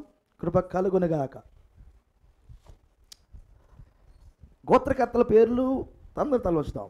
గోత్రకర్తల పేర్లు ఊరికి రాయలేదు దేవుడు. ప్రజలా, నీడలో ఉన్న వారికే ఇంత గొప్పగా ఉంటే ఒరిజినల్లో ఉన్న 12 మంది అపోస్తలుల సంగతి ఎలా ఉండును? దేవుడు మిమ్మల్ని దీవించును గాక. ప్రవక్త వాళ్ళు ఇరువురి కంటే గొప్పవారు ఉన్నారు భూమి మీద, వారే ఆయన భార్య, ఆయన పక్కన కూర్చున్నవారు అన్నాడు. ఇంకా వాళ్ళ ప్రయాసం ఇంకెంత ఉంది, ఎలా గొప్పది అది, ఎంత గొప్పది. ఇవన్నీ మన ముందున్నాయి. యుద్ధ రంగంలో మనం ఉన్నాం అంటే ఆ 12 మంది 24 పెద్దల కంటే కూడా బహుమానం పొందుకోవటానికి నువ్వు ఎదురు చూసే సమయం. దేవుడు నీ మీద ఆధారపడి ఉన్నాడు. ప్రవక్త అన్నట్టు విన్నింగ్ గోల్ కొట్టేది మీరే, ఆఖరి యొక్క గోల్ చేసేది మీరే. బంతి నీ కోట్లో ఉంది, ఆఖరిగా ఈ బాల్ను తీసుకెళ్లేది మీరే. అది నీ దగ్గరికి పాస్ చేయబడింది. ఇప్పుడు నీ కాళ్ళతో నువ్వు తీసుకెళ్ళాలి. ఇది తీసుకెళ్లే సమయం. సహోదరుడా, ఇంకెవరైనా రక్షింపబడిన వారు ఇక్కడ ఉంటే, ఇంకా ప్రభువైన యేసుక్రీస్తు నామములో బాప్తిసం పొందిన వారు ఉంటే, ఇది మిక్కిలి అనుకూలమైన సమయం. సమయము లేదు. ఆయన తన భార్యను తీసుకుని వెళ్ళటానికి అన్నీ రెడీ చేస్తూ ఉన్నాడు. ఆయన ఇక్కడే ఉన్నాడు. ఆయన ఇక్కడే ఉన్నాడు. అంతా రెడీ చేస్తున్నాడు ఆయన. ఇంకా ఏదైతే వారి లోపల తక్కువగా ఉన్నదో అది ఆయన నింపుతా ఉన్నాడు, రెడీ చేస్తూ ఉన్నాడు. సహోదరుడు రెడీ కండి. ఇంకా నమ్మని వారు ఎవరు ఉంటే, ఇంకా ప్రభువైన యేసుక్రీస్తు నామములో బాప్తిసం పొందిన వారు, ఇంకా ఆయన ఆత్మశక్తి నింపబడిన వారు, ఇంకా ఆయన పూర్తిగా మీ యొక్క జీవితాలు సమర్పించిన వారు ఎవరైనా ఉంటే, ఇది మిక్కిలి అనుకూలమైన సమయం. సహోదరుడా, ఆ గోత్రకర్తలు మరిచిపోయిన దేవుడు, 12 మంది అపోస్తలు మరిచిపోయిన దేవుడు తన పక్కటెముకగా చేసుకుని నిన్ను ఎలా మర్చిపోతాడు? తన రక్తముగా మాంసముగా వాక్యముగా చేసుకుని నిన్ను ఎలా మర్చిపోతాడు ఆయన? ఎలా మర్చిపోతాడు? నేను మరవలేనన్నాడు కదా, మరవలేనన్నాడు కదా. 1500 సంవత్సరాలు, 2000 సంవత్సరాలు ఆ న్యాయ విధాన పథకంలో ఆ నాడిన పేర్లకే అంతగా గుర్తింపుంటే, తన హృదయంలో కొన్ని వేల సంవత్సరాల క్రితం జగత్తుకు పునాది వేయబడక మునిపే ఏర్పాటు చేసుకున్న నీ గురించి ఆయనకి ఇంకెంత ఆనందం ఉండాలి, నీ గురించి ఆయనకి ఎంత ఆలోచన కలిగి ఉండాలి ఆయన. సహోదరుడా, సహోదరి, నువ్వు ఎవరు అన్న సంగతి నీకు అర్థమైనప్పుడు ఈ సృష్టి అంతా నీకు వ్యతిరేకంగా ఉండేది. పాపము నీ మీదకి దాడికి వస్తుంది. అయినా నువ్వు ఓడిపోవు, అయినా నువ్వు రాజీ పడవు. దేవుని పక్షమున నిలబడి దేవుడు ఇలా ఉంటాడని చూపించాల్సిన బాధ్యతే నీది. నువ్వు రాజీ పడలేవు. నువ్వు ఆయన శరీరముగా ఉన్నట్లయితే రాజీ పడలేవు. నువ్వు పడతావని కూడా ఆయన చెప్పలేదు. అది మండే హృదయం అన్నాడు ప్రవక్త. అది మండే హృదయం, అది ప్రభువును సంతోషపెట్టే హృదయం అన్నాడు. ఈ మధ్యాహ్న వేళలో ప్రభువును సంతోషపెడుతున్నావా లేదా ఒకసారి పరీక్షించుకో. ఒకవేళ ఇంత స్వరం వినబడుతున్నా సహోదరుడా, కఠినమై ఉన్నామేమో. రాతి గుండెగా ఉన్నదేమో నీ గుండె. మార్పు లేకుండా, స్వరం వినబడకుండా వచ్చి వెళ్తున్నావు ఇక్కడి నుంచి. నాకు తెలియదు. ఒకవేళ అలాంటి స్థితి ఉంటే సహోదరుడా, ఇది కృప. ఇప్పుడే నీ జీవితాన్ని దేవుడు సమర్పించుకో. ఇప్పుడే ప్రభువుకి నీ జీవితాన్ని సమర్పించుకో. ఇప్పుడే పూర్తిగా లోబడు. ఇప్పుడే హృదయ ద్వారం తెరువు. ప్రభువును ఇంటికి తీసుకుని వెళ్ళిపో. ఇంటికి తీసుకుని వెళ్ళిపో సహోదరుడా. ఆయన షారోను పొలములో పూసిన పుష్పమైన ఆ మకరందము కలిగిన పుష్పం, అది ఆ తీయదనం కలిగిన పుష్పం, అందము కలిగిన పుష్పం. అంత మాత్రమే కాదు, అది ఆరోగ్యాన్ని ఇచ్చే ఓటి. అందులో ఓపియం కలిగిన పుష్పం. అది నీ సర్వ శరీరానికి కావలసిన ఆరోగ్యాన్ని ఇచ్చే మందు కలిగిన పుష్పం. అది నీకు నిత్య జీవాన్ని ఇచ్చే పుష్పం. అది పరిమళ వాసన గల పుష్పం. అది ఇక్కడ వదిలిపెట్టేలకు హృదయం ద్వారములు తెరిచి ఆ గొప్ప దేవునికి స్వాగతం పలుకు. ఆయన తీసుకుని వెళ్ళు సహోదరుడా, సహోదరి. ఉట్టిగా వెళ్ళగాకండి, ఎవరు తీసుకుని వెళ్ళండి. దేవుడు మిమ్మల్ని దీవించునుగాక. కృప కలుగునుగాక, కృప కలుగునుగాక, కృప కలుగునుగాక.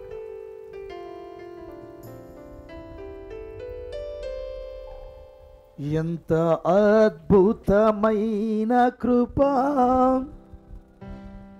ఎంతో మధురమైన స్వరం. ఎంత అద్భుతమైన కృప, ఎంతో మధురమైన స్వరం.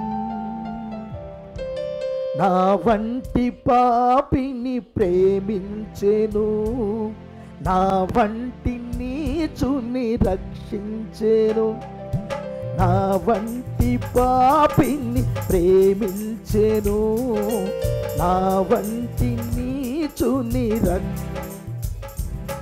కృపా కృపా కృపా కృపా నీ కృపా ఎంత అద్భుతమైన,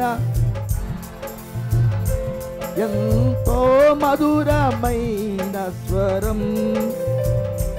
ఎంత అద్భుతమైన కృపా, ఎంతో మధురమైన స్వరం. ఎంతో మధురమైన స్వరం, ఎంతో మధురమైన స్వరం. నమ్మదగిన యేసయ్యా, ఇది అద్భుతమైన స్వరం. మా శరీరాన్ని మార్చే స్వరం, మా స్వభావాలను మార్చే స్వరం. నోవాహు దినాల్లో జంతువుల స్వభావాలను మార్చిన స్వరం. ఇది మా రాతి గుండెలు మాంసు గుండెలుగా మా స్వభావాలను మార్చి ఆ గొర్రె పిల్లగా రక్తమ కారుతో జయించిన ఆ గొర్రె పిల్ల ఆ సంతానముగా ఇదిగో లోక పాపమును మోసుకొని పోచున్న దేవుని గొర్రె పిల్లని పిలువబడిన గొర్రె పిల్లకి సంతానముగా భూమి మీద మమ్మల్ని ఉంచినందుకు ప్రభు ఆ గొర్రె పిల్ల స్వభావమును, ఆ పావురపు స్వభావమును మా లోపల పెట్టినందుకు స్తోత్రములయ్యా.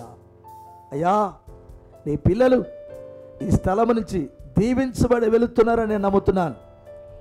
అయ్యా, ఆ గోత్రకర్తలకు ఎలాంటి దీవెన ఉన్నదో, ఎలా వచ్చినా మేము చూడగలిగాం. వారి గురించి అంత కేర్ తీసుకున్నావు. వారి పేర్లు ఎన్నో సంవత్సరాలు అతి పరిస్థితి స్థలంలో నానబెట్టావు. అంతకంటే ఎక్కువగా జగత్తుకు పునాది వేయబడక మునిపే మా పేర్లను గొర్రెపిల్ల జీవ గ్రంథములో ఆ రక్తముతో వ్రాసి అక్కడ మా పేర్లు నానబెట్టావు. దేవా తండ్రి, ఈ సృష్టి లేనప్పుడే మా పేర్లు అక్కడ పెట్టావయ్యా. ఈ విషయాన్ని యోబుతో మాట్లాడిన దేవుడవు తండ్రి. ఎంత ధన్యులు మేము, ఎంత ధన్యులు మేము. నీ పిల్లలందరూ ప్రభువా అయ్యా, ఈ కృపను ఎవరు పాడు చేసుకోకుండా ప్రతి ఒక్కరు కృప పొందుకునే భాగ్యం దయచేయం. ప్రతి ఒక్కరిని దీవించుము. ప్రతి ఒక్కరిని ఈ వర్తమానానికి సాక్షులుగా ఉంచుము. ప్రతి ఒక్కరి వర్తమానం మోసుకొని వెళ్ళుతురు గాక. దీవించమని ప్రభువా, ఆశీర్వదించమని తండ్రి.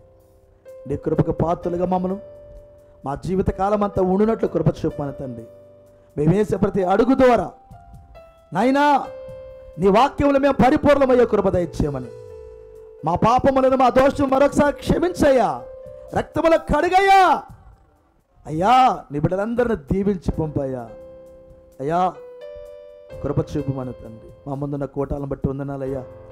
19వ తారీఖున కూటాలు డెన్సిల్ గారు, నైనా డానియల్ మతంగా గారు ప్రభువా బిడ్డలు వచ్చినారు. చక్కని వర్తమానాలు మాట్లాడుతున్నారు. వాళ్ళు మాట్లాడలేదయ్యా, మీరే మాట్లాడుతున్నారు అయ్యా. 19వ తారీఖున మా దగ్గర చదువుతున్న కూటమి కూడా అద్భుతమైన వర్తమానముతో మేము దీవించబడదు గాక. కృప చూపమని.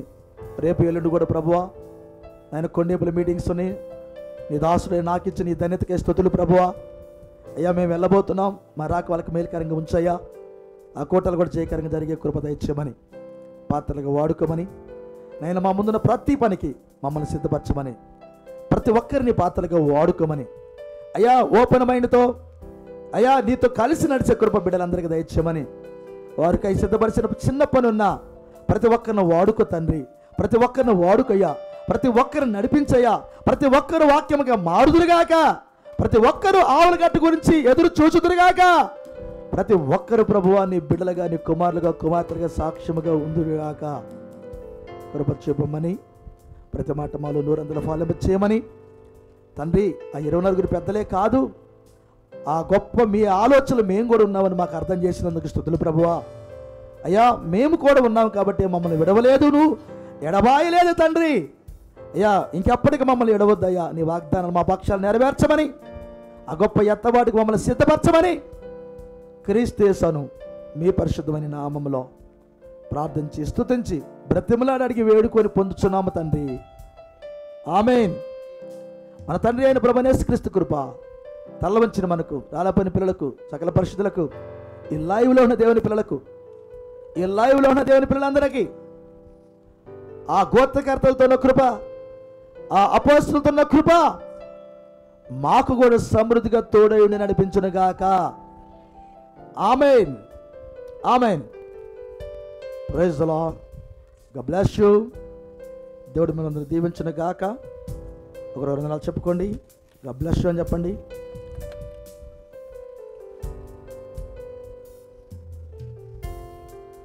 అయ్యా, మనకి 19వ తారీఖున మీటింగ్ ఉంది. 19న సేవకులు సౌత్ ఆఫ్రికా నుంచి ఒక ఆయన, జింబాబ్వే నుంచి ఒక ఆయన వచ్చారు. చక్కని మెసేజ్లు మాట్లాడుతున్నారు. మనకు కూడా కృప దొరికింది. 19న అనగా శుక్రవారం రోజున మీటింగ్ మనకి ఇక్కడే జరిగింది. మరి చక్కగా మనం రెడీ అవుదాం. 17, 18 కూడా విజయవాడ మీటింగ్స్ ఉన్నాయి.